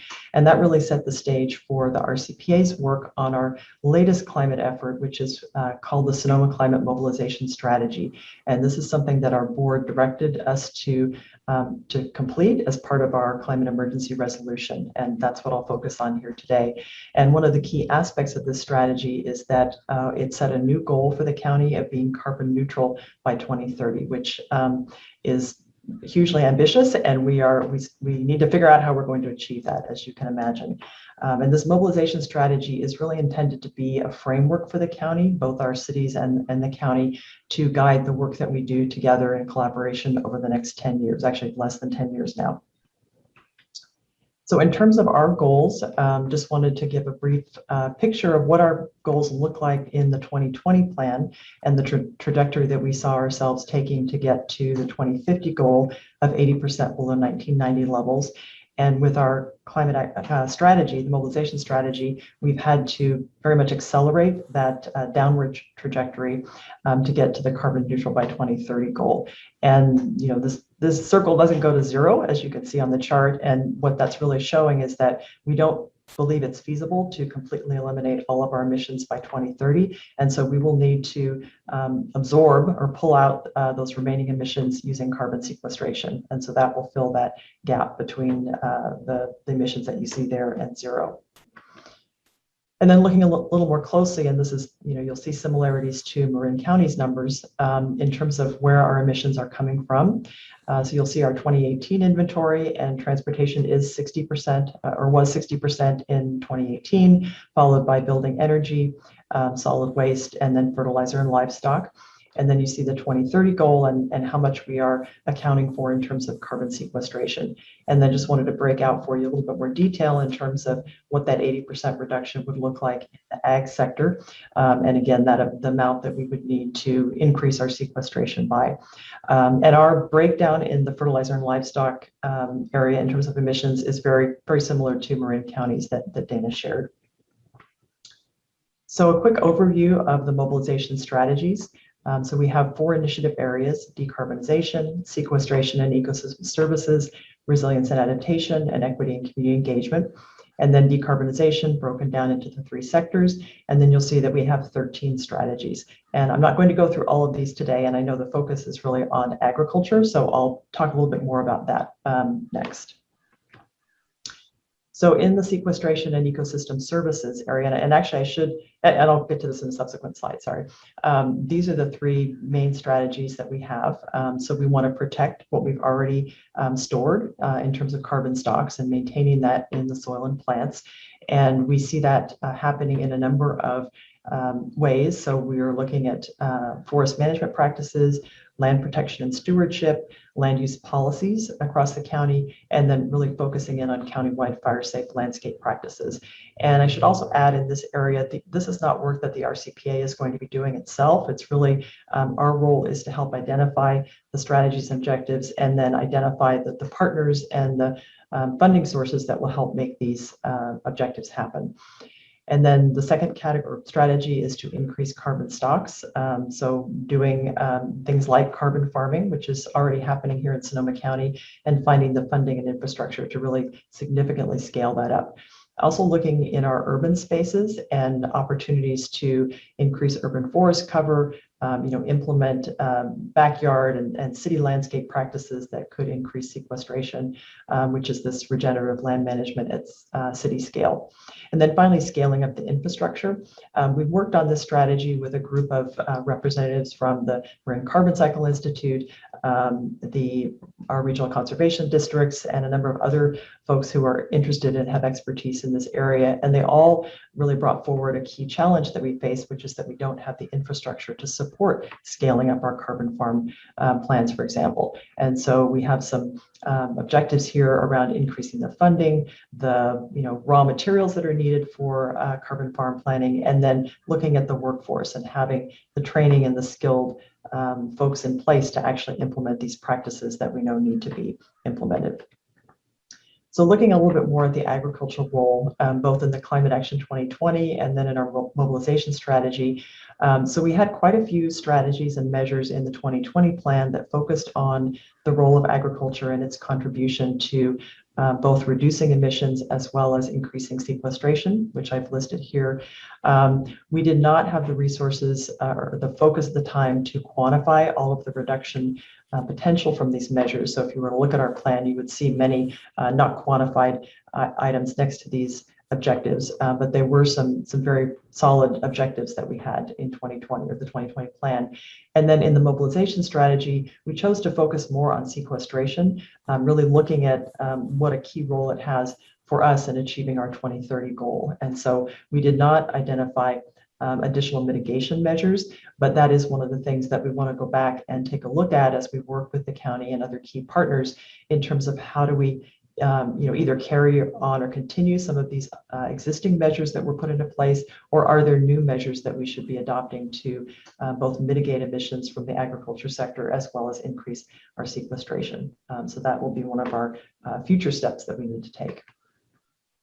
Just a little bit more in terms of RCPA's role in this process. As I mentioned, we're a regional agency. We're a very small team, about 1.5 people right now, hoping to grow over time with some funding. But we really see our role as being the agency that can help connect our cities in the county, as well as our local partner organizations like our Ag and Open Space District, using the mobilization strategy framework to partner and pair resources and find new resources in terms of funding and staffing to accomplish the objectives that we have in our strategy, and to really identify those regional scale initiatives that we can undertake, recognizing there's many different activities and strategies that need to be undertaken to achieve our goal overall, but that there are some really high leverage activities, which is what we've tried to identify in our mobilization strategy. And so we see our role in helping to identify that, and also making sure that we're not duplicating efforts across the county. So again, that role of coordination and collaboration. And then finally, finding ways to bring in additional funding to support all of these efforts. So in closing, this is just a high-level timeline of the areas that we're focused on in the near term over the next 3 months. So we do plan to do some additional work around EV charging and EV deployment in Sonoma County. It's an area that we've been working on over a number of years, starting with our SHIFT plan, but we have lots more work to do in this space if we're to achieve our transportation goals. Also looking at some equity work, really trying to understand better the needs of our frontline communities related to transportation. And then we also have an ad hoc committee of our board that is working with our local transit providers to create a more unified transit service in Sonoma County to improve service, reduce costs, et cetera.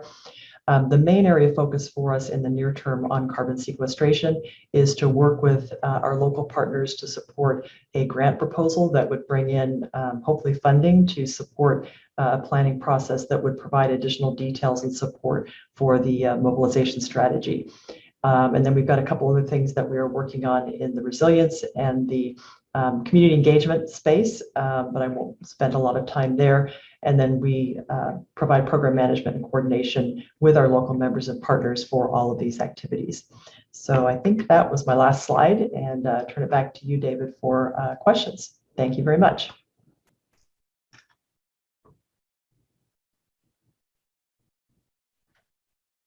And I think you're on mute.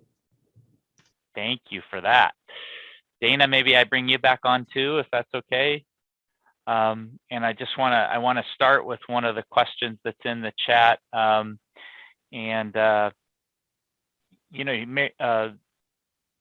you mentioned, the need for additional resources and sourcing resources. And I know, Dana, we've talked about this across Marin County, but just sourcing things like compost and increasing the production or the availability of other resources. Just how do you see some of that coming online, or options, so that we can do some of this work, some of this sequestration and carbon farming and implementation across the working landscape?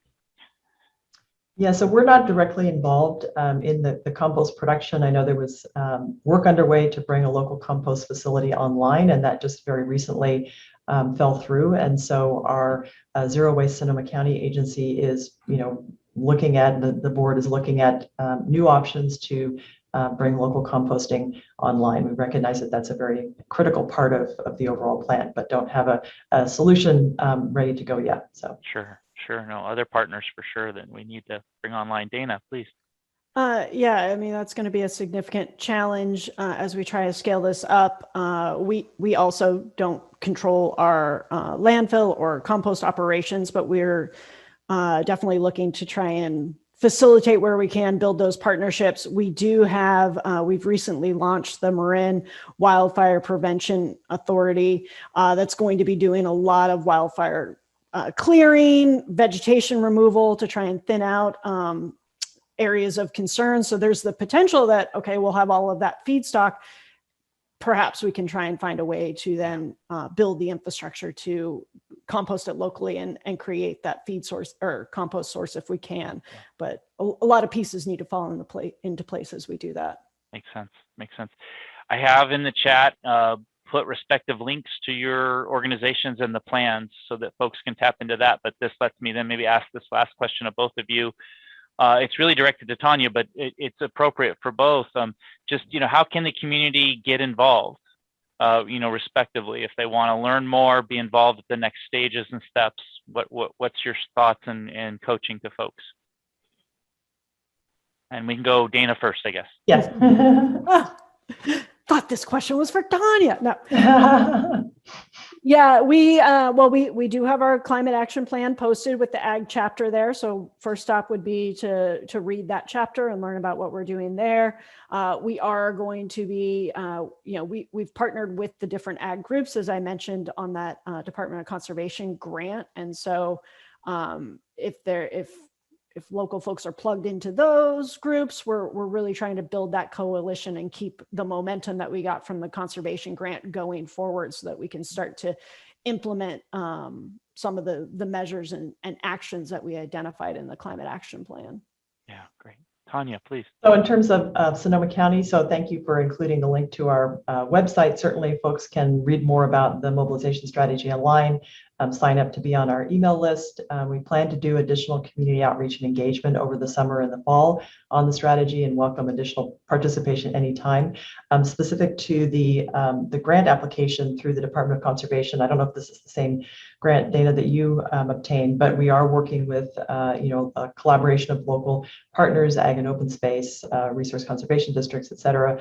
Certainly if someone is interested in participating or contributing to that, would be happy to talk more about that. But we're kind of in the early stages of figuring out exactly what we're going to apply for under that grant. Great. Well, I'm going to move us now to our implementation section of today's program. So we can't thank you both enough for getting us up to speed and knowing how we can partner and work with those plans and with you. So thank you. Thank you.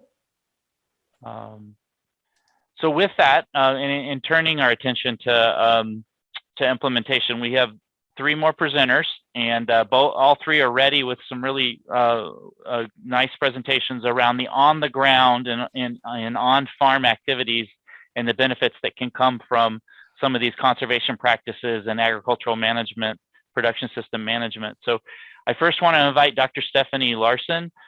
She's the County Director for Cooperative Extension in Sonoma County and also the Livestock and Range Advisor for Marin and Sonoma, and has worked extensively on the different, what we'll call ecosystem services and benefits derived from working lands, and is just going to talk to us about the synergies of grazing with climate goals and what can be accomplished. So Stephanie, Dr. Larson, thank you. Okay, great. Thank you, David, and thank you, everyone. Can you see the slides okay? Not yet. Not sharing. Okay, hang on. Share. Oh, that one last button. There we go. You go. Bravo. Okay, now we see your slide sorter, and yep, if you go show. There we go. Okay. Bravo. We're good to go. And I'm actually not in the dark, but it's okay. Maybe I am. All right. I want to just talk about the benefits of grazing. We've heard lots about different aspects of carbon sequestration and climate mitigation. And I want to talk about something that's near and dear to my heart, and that's grazing. And I want to talk about the benefits.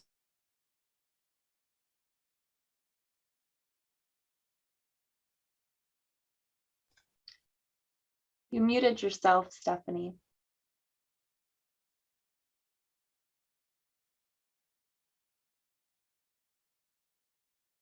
That's weird. How did I unmute myself? Anyway. Okay, so grazing is by wild and domesticated animals. It's natural. It's occurred for a long time. Along with fire, grazing is the oldest vegetation management tool that we have. And then thinking about grazing, it changes plant communities. So really depending on what your goals are, what kind of you want on your landscape, it can help you to change those different plant communities. So when we think about grazing,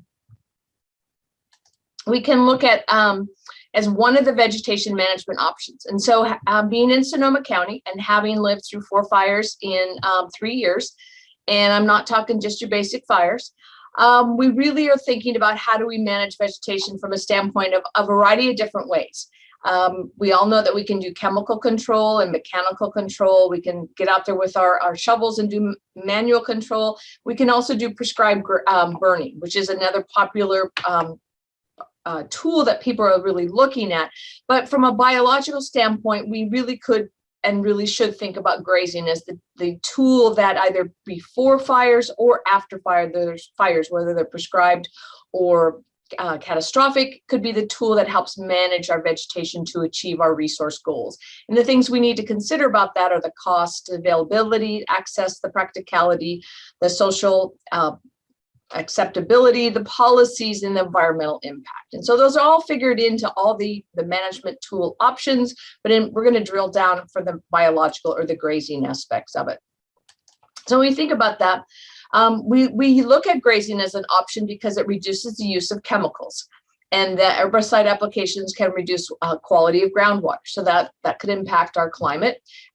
Reduce mechanical control. It reduces use of tractor and fossil fuels. It reduces fuel cost, and it reduces atmospheric carbon emissions. It also can reduce labor cost. It can improve soil quality by the conversion of plant material into fertilizer, improving the soil and its ability to sequester carbon. And it can improve yield and quality of the fruit. So say if we were grazing in vineyards or in orchards, it can help that. And it also can incorporate organic and sustainable vineyard management practices. Again, we do a lot of grazing in our vineyards.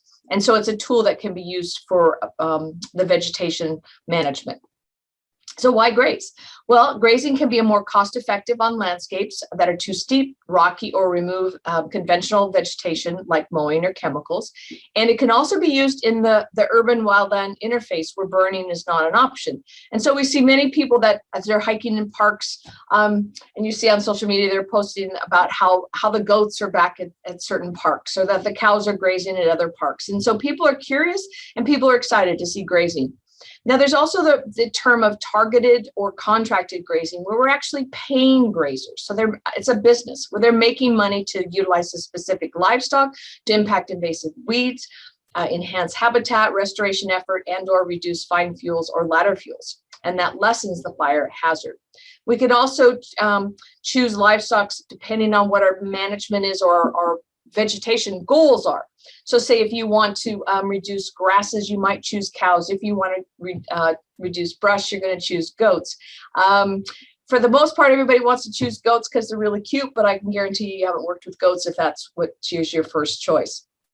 So anyway, we always want to help people select the right species for the right job, and every piece of land is unique. So the thing that we're working on now is the labor issues, and we need more grazers. There's a huge demand for grazing for fire mitigation. So we need to train more grazers. We need to open up more opportunities for grazers so that they can learn the skill that they need, so that they can calmly work the animals, move them around. They have to deal with the landowners, they have to deal with public, and they have to deal with other animals.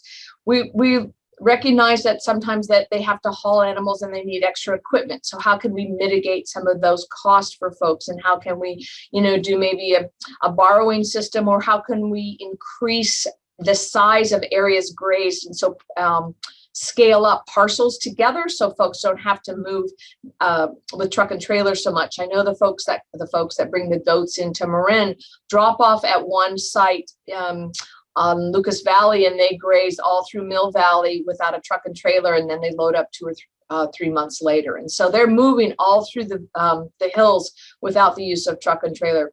And then this whole idea that animals only graze when the grass is green. Well, no, they graze year round. They need to eat year round. We just don't put them back in the box and then get them back out when the grass turns green. So we have to figure out, we have these animals grazing specific areas, but then eventually they have to come back to a home ranch. And so we need to find home ranches or sites that folks can land when they're in between their jobs. Other production concerns is because this is a business and people care about their animals. So we're thinking about the nutrition and or the toxic plants that might be introduced. And so the timing of fuel reductions is very important. And we're looking at when the plants are most palatable, but novel plants or yard clippings that folks might think are a great thing to give to the animals might be very toxic. And so we have to kind of educate the public and help landowners and grazers understand that interaction. Obviously, predation and logistics like that are a big issue that we've all had to deal with for many years. So you'll see guarding animals such as the large Pyrenees dogs or the Akbash dogs, or even a donkey or a llama come along with the group. And so again, we're having increased predator pressure, and that's some of the things we have to think about and why we use electric fences to help keep those animals safe. And then, of course, animal welfare is always a key issue. It's like we don't want to be out there grazing animals and having the public think that we're not keeping them in a high level of nutrition. And so providing shade and shelter and managing their health in a public setting during natural disasters, we have the ability to evacuate them. Those are all really critical issues that livestock grazers need to think about. So with that, let's go back to why graze. So let's look at it from a carbon or greenhouse gas perspective. And I know the two UC Davis doctors really kind of set the stage for, animal production and how do we reduce some of the GHG gases from that. And so grazing has the potential to enhance carbon sequestration in the soil and then can thus act as a long-term solution to reducing GHG emissions. So as we know, it's part of, as Dr. Mitlauer talked about, the biogenic carbon cycle where CO2 is in the atmosphere is converted to carbohydrates. And then the grazing cows or sheep or horses, they come along and they graze that. And then they do, by virtue of ruminants anyway, are going to release methane through ructation. So again, we've covered kind of some of those things and how we might reduce some of those impacts. But we need to really focus on that well-managed grazing can improve water holding capacity in lands. And in a drought, we need to capture as much water as possible. And in doing so, we're going to improve the soil microbiome health, and it's going to increase the biodiversity. And so that's going to increase the overall health and provide more habitat for more animals, more species above and below ground. And my key piece is that grazing reduces fire fuels. And so when you think about the grass, that's the first rung of the ladder, and then it goes to the brush, and then it goes to the trees. If we can break that ladder, and so that we don't have that continual ladder of fuels that help spread that fire, or we keep the grasses low enough so that the flame length doesn't allow it to spread as far or as fast or severe, then we're going to have a better chance of controlling that fire. And then in general, grazing is going to aid in weed management. And with drought and different climate change, we're seeing a variety of new species coming in, a lot of them unwanted. And so if we can reduce the use of mechanical through tractors or mowing, might reduce fossil fuels. It also might reduce the chances for fires, and then chemical controls and reduce the use of those to control these weeds. And so Frank talked about this, and so, it's really just, it's kind of one of those things that's real natural. It's grazing is natural. The CO2 is going in, it's going into the soil, it's helping the plants grow. And here comes my grazing cow, and she, by definition, she's going to enjoy that grass, and then she's going to ruminate on it. She's going to emit methane. And then, as Frank said, after 10 years, that's going to turn into CO2, and the cycle continues again. And so it's not to just say that that's the way it goes, but it is part of the cycle. And it's important to remember that if we don't have those actively growing plants that have been grazed, and when they get grazed, they go, oh my gosh, I've got to go down to my roots. I've got to get some juices to help me grow again, some nice big fat leaves that's going to capture that then I'll start the photosynthesis process all over again. That this cycle doesn't happen. And so the grazer is an important part of that cycle, and we just need to keep that in mind when we think about it. So then the other thing I like to focus on, and this paper is the best information I have right now, but my colleagues have been working on additional research to kind of assess what's the trade-offs of greenhouse gases, wildfire, and grazing on California rangelands. So if we're burning 1,000 pounds of dry grass, it generates 5 pounds of particulate and 1,829 pounds of CO2 into the air. Now that's going to include 2 pounds of methane and just a little bit of nitric oxide. So that's what they found just by burning. Now, if we compare that to a cow grazing, so the cow is grazing a grazing animal usually needs about 1,000 pounds of annual grasses, and that's going to feed her or him for a month. Now that cow is going to produce about 1/5 of the CO2, so 375 pounds of CO2 equivalent. Obviously, they're ructating, they're producing more methane, but a lot less of the nitric oxide. So we're seeing that the trade-off is that they do produce more methane, but they're producing a whole bunch less of the carbon dioxide. And in the fire in Santa Rosa in 2018, we estimated that a lot of CO2 pollutants produced in that one event was more than all the cars in California in 1 year. And so we really have to start putting some actual numbers to this so people can really realize the impacts of the fire and the particulates in the air and from the air quality standpoint, as opposed to the methane production of grazing animals. So this was just mentioned. Services also relate to rangeland. Oh, I recorded this. Water and the aquifer recharge.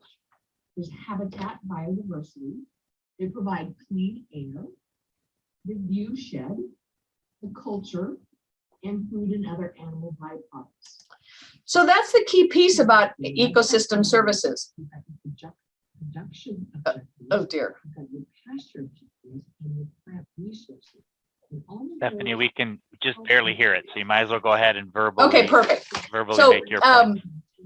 Really, so the part of grazing strategies is really important because you have to think about all the different aspects of grazing management. So you're looking at, the livestock management, the production objectives, the pasture and range objectives, and then the plant resources, and those all go into your grazing strategy. And so that's really important when you are planning your grazing management.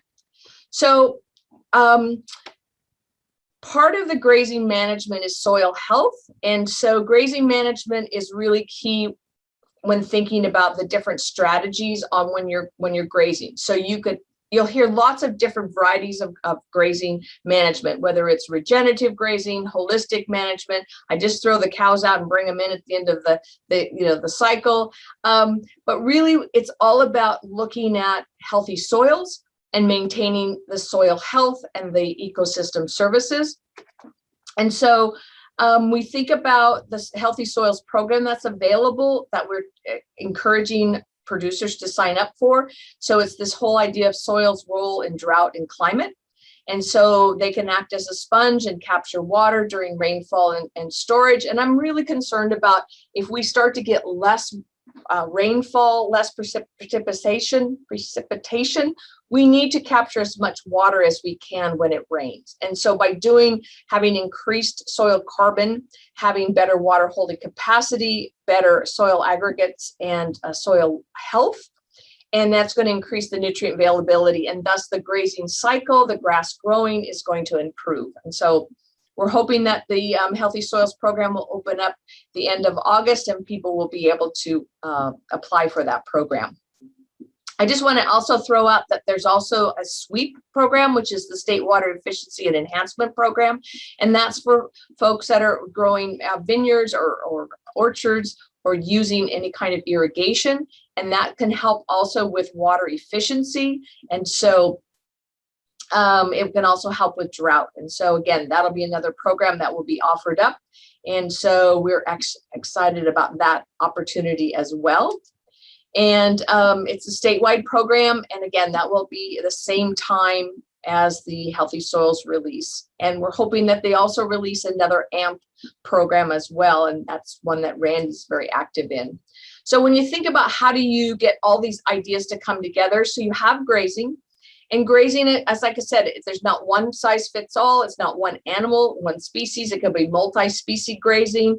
It's really thinking about using that important tool to manage vegetation for resource goals. So if it's fire, if it's biodiversity, if it's for carbon, if it's for fat cows for selling for meat production, I mean, having your system matching the species that can do the grazing is a tool for climate, then tying that into fire mitigation. So how do we reduce the amount of vegetation through a fire lens? So that doesn't mean eating every thing that might burn. It's leaving a mosaic of plants that either will reduce the severity of burn, that will allow firefighters to be able to put out the fire, or it'll burn naturally and put itself out. And how that ties in then to the healthy soils and carbon sequestration. If all of those things are working and your landscape is healthy, then you will be meeting those climate objectives. And from that, you're going to have climate mitigation from our working landscapes, which are our grazing lands, our pastures, our rangelands, and our other agriculture lands in Sonoma. And I just want to hit a little highlight of a program that I think most of you are aware of. It's called Match.Graze. It's a program that I established to provide an opportunity for folks that have livestock, cows, sheep, goats, horses, llamas, to match up with folks who have land that don't have those animals. And so it's a free online platform that connects these livestock producers with landowners, and it's throughout the state of California, and it can help you pair up with animals and the land base that you need.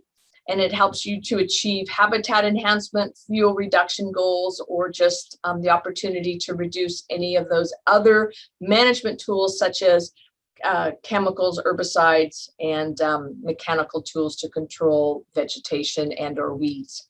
So, and I've looked at it in 3 different scales.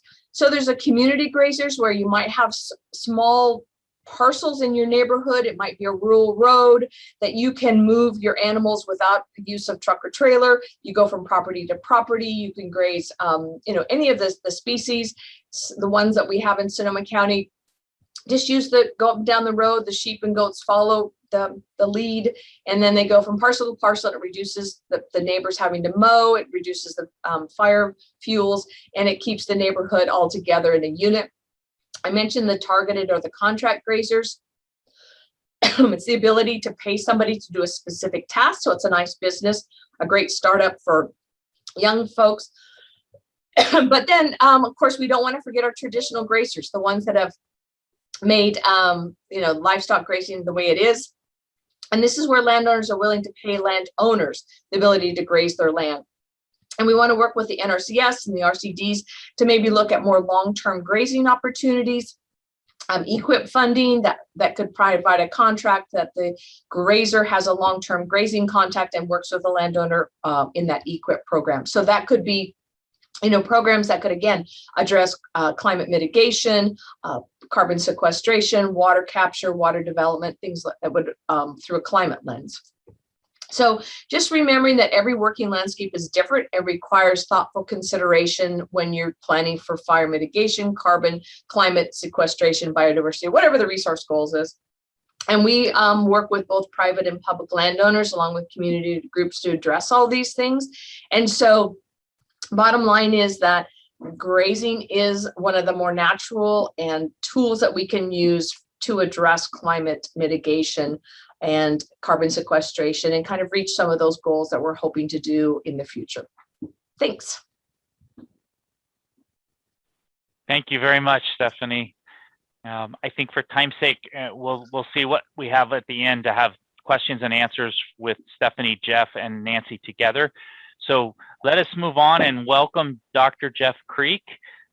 He is a co-founder of the Marin Carbon Project and a director at the Carbon Cycle Institute, where he provides senior leadership on carbon farming and land management. Jeff's been a colleague and a great counterpart for many of us across the North Bay, and even now broadly across California and the United States around carbon farming. And so we're really grateful, Jeff, to have you help us take a deeper dive into some of the things that are in that agricultural chapter of the Marin Climate Action Plan around dairies, and dairies contributing to obtaining those management goals, those climate management goals. Thank you. Thanks so much, David. See if I can share my screen here. You should be able to. Yep. Can you see that? See your slide sorter now. Yeah. And see your. Are we good? You are up and running. Yeah, you're good. Okay, great. Thanks. As David said, this has been an amazing collaboration focused around the Marin Carbon Project for many, many years now. And so I just want to acknowledge all these partners that really came together to address the question of agriculture within the context of the Climate Action Plan. As Dana Armanino noted, ag emissions in the CAP are basically allocated to three major sources: manure management, enteric fermentation, and then a very small amount to fertilizer application. These numbers are quite generic. They're taken from IPCC values, that is Intergovernmental Panel on Climate Change, based on the number of animals, number of ruminant animals in the county. So you see, we're looking at a presumed total emissions, almost all from livestock, of about 118,000 metric tons of carbon dioxide equivalents on an annual basis. Turning back to the Marin Carbon Project and then our early work that focused really on assessing the impacts of using compost on grazed rangelands. When we look across the entire spectrum of rangelands in Marin County, this is work done by Jonathan Wachter at that time with MALT, now with the Carbon Cycle Institute, identified about 60,000 acres of available rangeland. That is rangeland that was accessible and otherwise we felt suitable within the county. Taking the average sequestration rate that was measured through actual empirical work and through the Marin Carbon Project, taking an average sequestration rate of about 1.5 metric tons of CO2 annually with a 1/4 inch application of compost, which is about 35 yards to the acre. We have the potential on our rangelands just from a single compost application to sequester about 89,000, 90,000 metric tons of carbon dioxide annually. Now that would require over 2 million cubic yards of compost. And someone already asked the question, where's all that compost going to come from? But if you break that down, it's only about 100,000 yards a year over 20 years to cover all of that acreage. So that actually is within reach, within the potential organic resources of the county. Now, David's team has done some fantastic work around the carbon benefits of riparian restoration. And this was recently published by Matzek et al., looking at the really significant impacts of restoring our stream systems in the county on our working landscapes. Looking at about over a 20-year horizon, about 1 million metric tons of carbon dioxide equivalent, which is about, what is that? That's about 50,000 tons annually over to get to that 20-year rate, which again is a very significant amount of CO2 potentially offset by restoring the remaining roughly 5,700 acres of riparian area in the county that could still be treated to enhance carbon capture. We wanted to look specifically at the dairy sector in marine ag because it is ascribed really with a very significant percentage of the ag emissions. And so first thing we wanted to do was figure out just how much is marine ag emitting, or the dairy sector rather. And so we turned to a paper published by Justine Owen and Wendy Silver back in 2014, where they really looked at the dairy industry in California specifically. So that was something we wanted to focus on, California. And they looked at all the different sources or potential sources of greenhouse gases from a dairy. So they looked at manure ponds, methane and nitrous oxide. They looked at corrals, primarily nitrous oxide coming off of corrals, barns emitting primarily nitrous oxide again, solid manure piles emitting primarily methane and some nitrous oxide as well, and then of course enteric emissions. Overall, using a number of milk cows in Marin that we have a little bit hard time gleaning from various sources in the county, but basically assuming 8,900 or so milk cows in the county, looking at about emissions of about 86,000 tons annually of CO2. Now that's just essentially from manure management, and higher really than even the county had suggested initially. So we said, well, what are the options here? What can dairies do to begin to bring those numbers down? And we looked at three major alternative manure management strategies, particularly because these are all currently in play in Marin County at one level or another. Methane digesters, of course, and Dr. Mitloner touched on this, very significant way to reduce emissions from manure. And we have a couple of working digesters in Marin that seem to be doing very well. Dry scrape systems, very common to see folks installing dry scrape systems now. And compost bedded pack barns. We do have a couple in Marin. We could certainly see many more develop.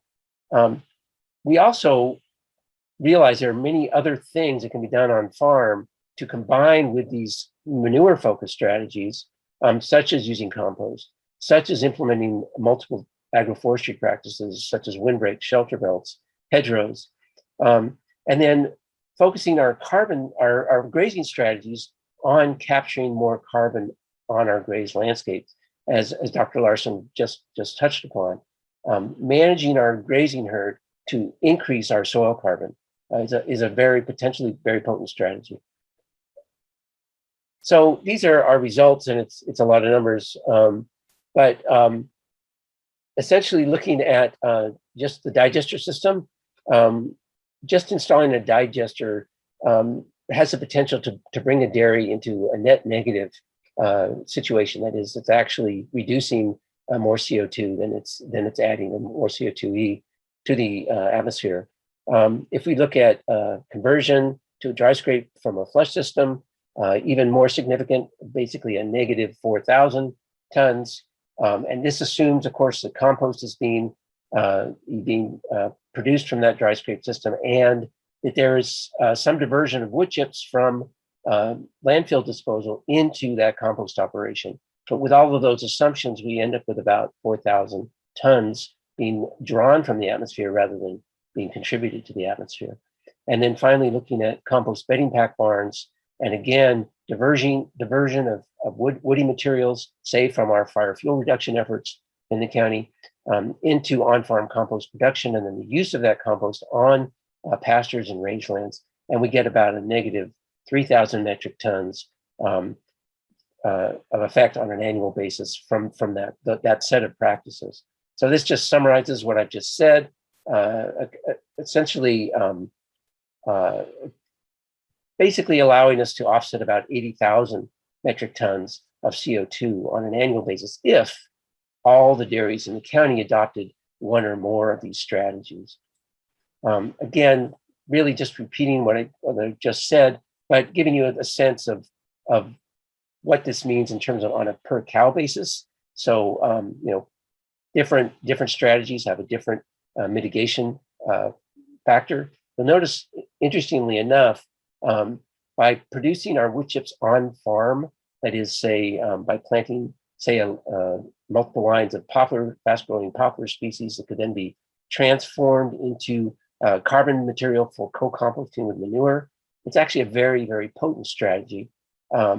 If we look across, say, 25% of the dairies in the county adopting that practice, overall, again, about 80,000 metric tons of carbon dioxide equivalent avoided or sequestered on an annual basis.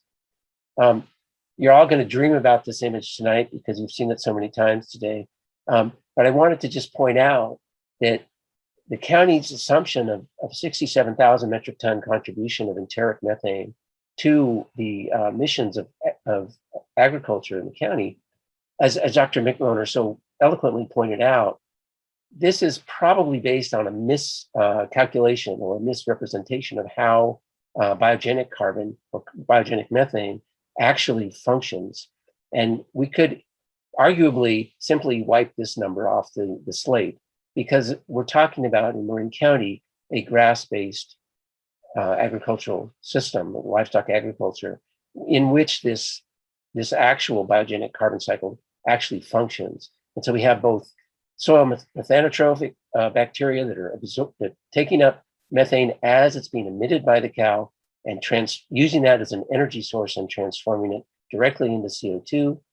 And at the same time, some of that methane going into the atmosphere and then through the process of hydroxyl oxidation being transformed over the course of 10 or 12 years back into carbon dioxide, again coming back into the pasture system as photosynthetically captured carbon dioxide. So a very important thing for all of us to be thinking about as we think about the role of livestock agriculture in particular in Marin County's climate equation. So if we kind of summarize all of this, we can look at our overall emissions, and look, my formatting got a little messed up here, but overall within the CAP, we're looking at about 118,000 metric tons of ag emissions from manure and terracotta fertilizer use. But we have the potential, just using the strategies, the few strategies I've outlined here, to offset that by at least twice that.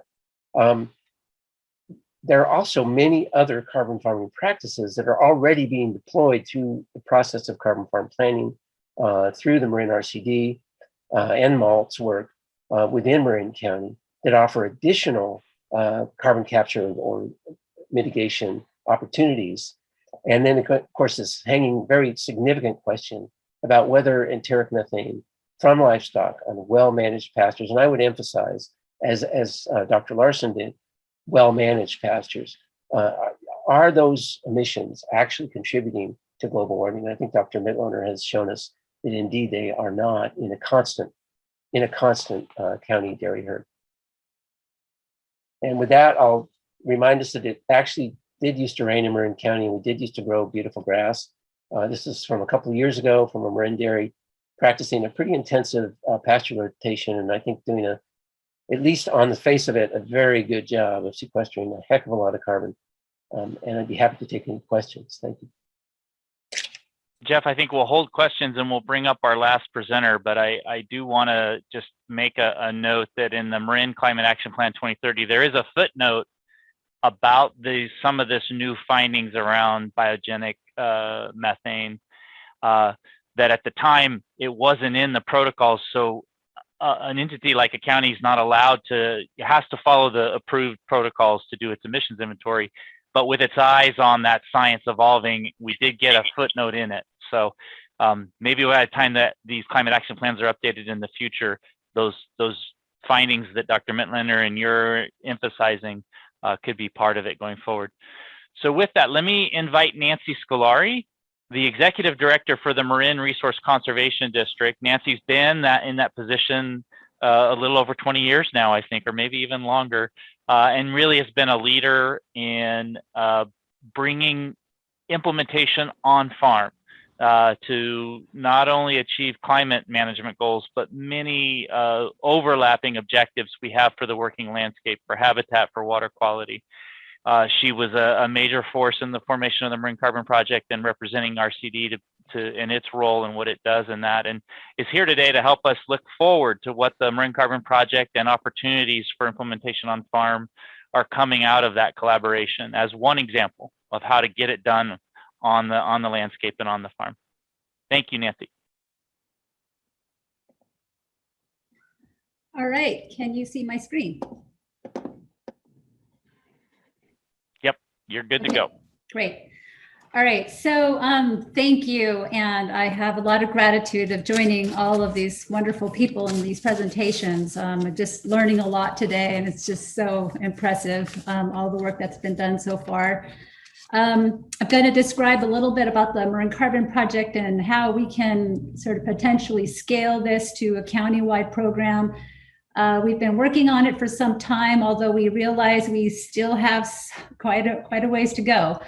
But it all began in 2007. I remember meeting at John Wick's ranch with Jeff Creek about this crazy idea of potentially sequestering carbon in rangelands, and I frankly thought they were nuts. I thought that they were just a couple of kooky guys who, who knows where this was going to lead. But here we are today with some really incredible research to share. So In about 2008, we began to join combine a coalition of Marin County ag agencies, producers and consultants, and trying to position agriculture as part of the climate change solution through the capture of atmospheric carbon on working lands. And some of the logos you see down at the bottom of the screen indicate who was involved at that point. So along with the Marin RCD, Carbon Cycle Institute, Marin Ag Land Trust, NRCS, UC Extension, UC Berkeley, and last but definitely not least, John Wick, who really was the impetus for a lot of this work happening. Let's see if you can, why is it not? There we go. Our vision was for Marin landowners and managers of agricultural ecosystems to serve as stewards of soil health and to undertake carbon farming in a manner that can improve on-farm productivity and viability, enhance ecosystem function, and stop and reverse climate change for the equitable benefit and enjoyment of all Marin's residents. We have some goals. We recently completed or recommitted ourselves to a strategic plan in which all of our organizations were a part of to dream up a county-wide strategy for supporting this work. And our goals here were to formulate and support technical assistance and educational framework, come up with some financing mechanisms to support this work, to advance climate change policies and solutions, both in Marin County, but also beyond, and also to share some of the lessons learned, because we certainly learned some lessons. And then also to promote some strategic research that elevates and addresses the research questions pertaining to carbon sequestration, and also enhances clarity and certainty around quantification and validation. And I think I kind of missed, but our first goal was that we also want to meet and exceed the Marin County Climate Action Plan goals. We've done a bit of work thus far. We've initiated carbon sequestration work with UC Berkeley in 2008, and that showed us that organic matter amendments increase soil carbon by 50 metric tons per hectare in the top meter of soil. You can go to the Marin Carbon Project website to see a lot of the science, several carbon sequestration papers that have been published. And Jeff Creek just mentioned to you the UC Cooperative Extension research that was completed around riparian areas. We thought that was an important practice for us to investigate because the ranchers in Marin County have restored probably about 30 miles of stream in Marin County. So we wanted to really highlight that as a practice that has been completed during our time.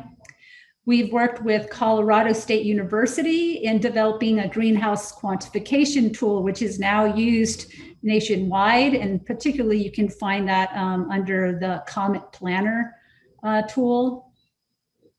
And in 2013, we completed the first carbon farm plans in the world. I don't know why that just sounds weird, but we didn't have a template to work from, but we were really excited about putting these plans together. And we did them based on existing standards, existing NRCS conservation planning standards. We really did not want to duplicate effort or reinvent anything. And NRCS has been doing this for quite some time.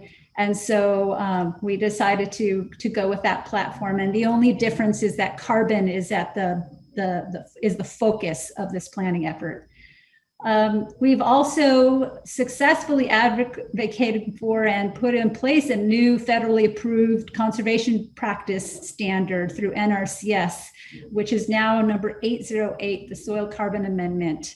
And so ranchers can walk up to their NRCS office and apply and be able to be given a cost incentive payment for compost application.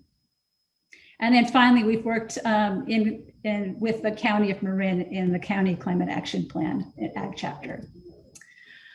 Around planning, we've developed, and I think this is really important to point out, we've developed programs and plans whereby member organizations provide technical support and expertise in collaboration with landowners. In other words, Marin Carbon Project isn't actually a legal entity. We do not have any legal standing whatsoever, but we rely on all of our partners to provide a service to our ag community. And I think that that's really important. For example, today, this workshop, the webinar that we're in today is being hosted by UC Cooperative Extension. And we see that as a very important role in this carbon farming space. My role in the RCD would be in the role of implementation. And so I think that's what's really interesting and unique, and we really value that relationship. We've completed 19 carbon farm plans across 8,000 acres with the potential to sequester 258,000 metric tons by year 20, which is a lot if we can implement those plans. I think it's 60,000 cars a year or something like that.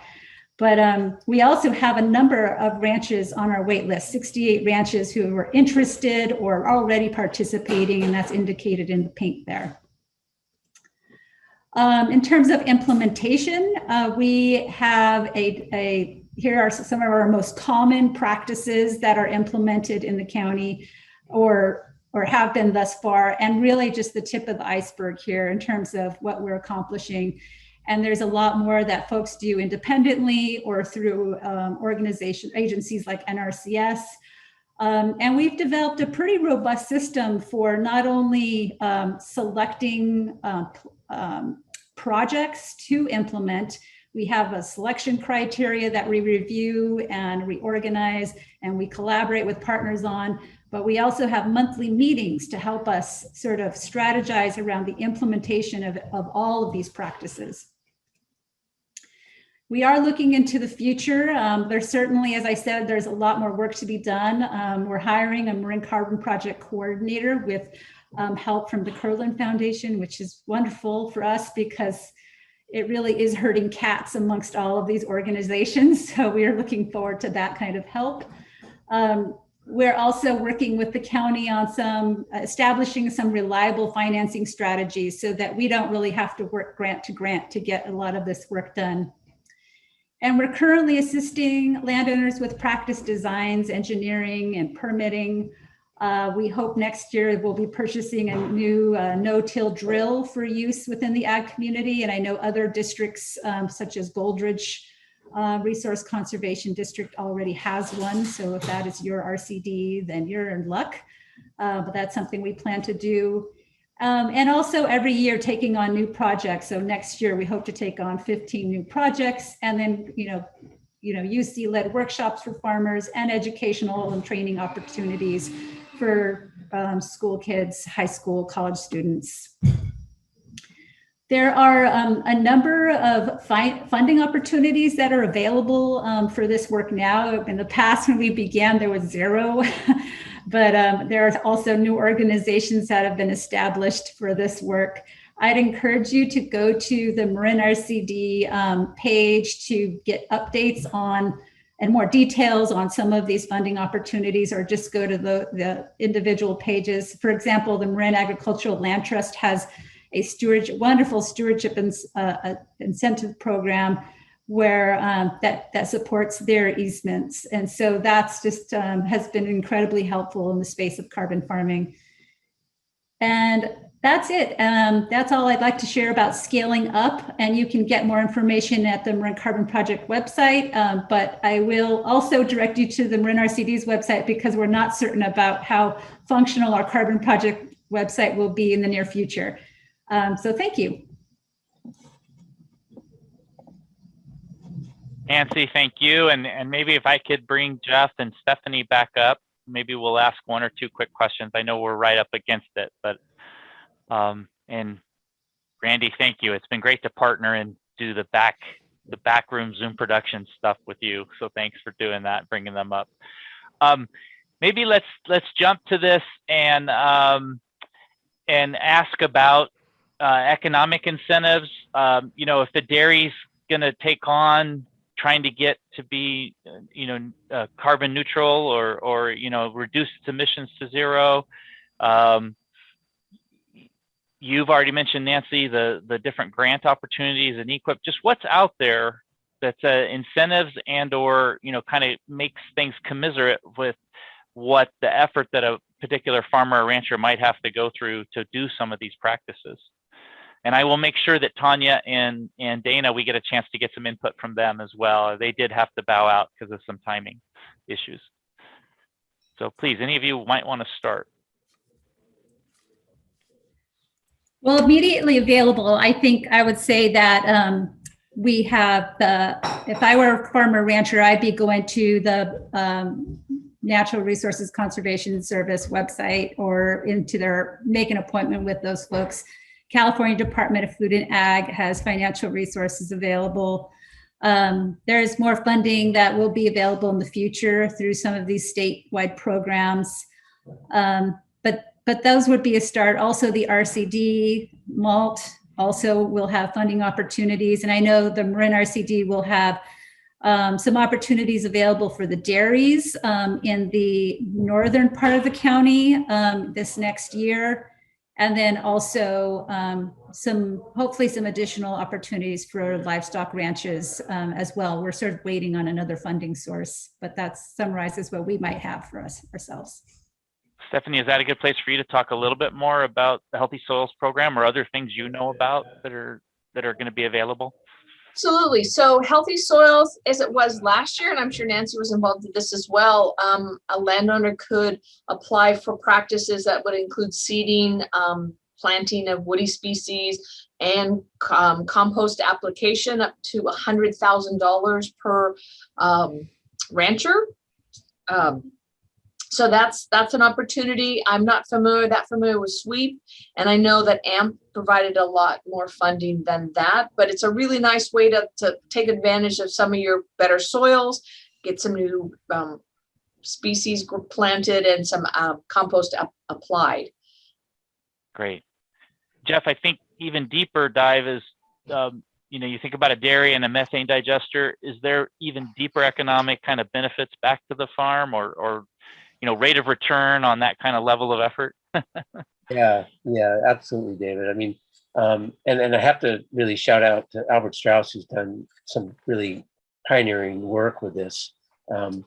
Looking at the opportunity of taking methane from livestock manure, transforming it into a renewable natural gas that can then be actually sold at a value that's at the rate of the low carbon fuel standard in California, which is paying roughly $200 a ton for carbon dioxide equivalent, as contrasted with sort of the on-farm offsets we've seen at about between $5 and $12 a ton. So there's a huge opportunity there if the technology can be proven out. And the issue in Marin, I think, is when the dairies are small as dairies go, and the technologies have been developed for larger dairies. But again, calling out work that certainly the Giacomini Dairy and now Albert is really drilling into trying to scale a methane system that will actually work well for a smaller dairy and yield those really significant economic returns. Great. I think one thing we don't actually think about or talk about as much is the marketing aspect of it. And I think it's key to think about, going forward and people looking at more of the climate mitigation, climate issues and where their food comes from, and our ability to inform people that it's, climate neutral, carbon neutral, and a marketing aspect of it is going to be, I think, big for our area. Yeah, I totally agree, Stephanie. And I think already we're seeing interest on the part of dairy co-ops in the question of, well, what is a climate benefit for dairy, and how do we engage in that process? Yeah, and there's some chats in the comment that you all have talked about it today. Some of the other on-farm benefits of potential increased forage and better forage production, that itself is a give back to the farm right away from a practice like that. We're right at 3:30. I do have another question I'd love to ask you all, but I do want to let folks know, please, if you can stay on, you're welcome. If you need to go, we understand. We have recorded this and we will post this with other resources. Again, want to thank the Marin Carbon Project partners for being co-hosts with this, and really want to again shout out to Dr. Randy Black. Partnering on this has been wonderful, and I hope you've appreciated the content and the different presentations that folks put time into. My question to the three of you, as we just kind of let conversation go and then folks leave as they need to, is each of you has in your, your world's connection from Marin and beyond. You're doing activities and partnering with others. So when we talk about scaling up implementation, just a little bit of your maybe aspirations or what you see is really happening in the coming year to 5 years to go beyond, single farm or 16 farm plans to California wide. And you can take it wherever you're at in that world, in that spectrum. Well, I think when you start to scale up, I'm going to look through a fire lens. I'm selfish because we burn up in Sonoma. But as long, the cost comes down to do vegetation management if you can, partner with your neighbor, but it also then increases the assets and the scale of the assets that you are saving from that. So, you work with one parcel or you work with 10, now you've got 10 resilient parcels that are sequestering carbon and capturing water and providing habitat. And so it's this whole idea of if we can get people to work, together, more parcels, more landowners seeing the benefit, and then it reduces the cost to implement practices to achieve that, and their incentives are greater. Yeah, I see the climate crisis is really calling out ag to really step up and do what we know it can do, and it will have to be at scale. So I think all forces, I think right now, are pushing California agriculture in the direction of recognizing the central role of carbon in those agricultural ecosystems. And I really see within the next decade, we're going to see a total transformation in how we think about farming in California, and consequently, I think, world.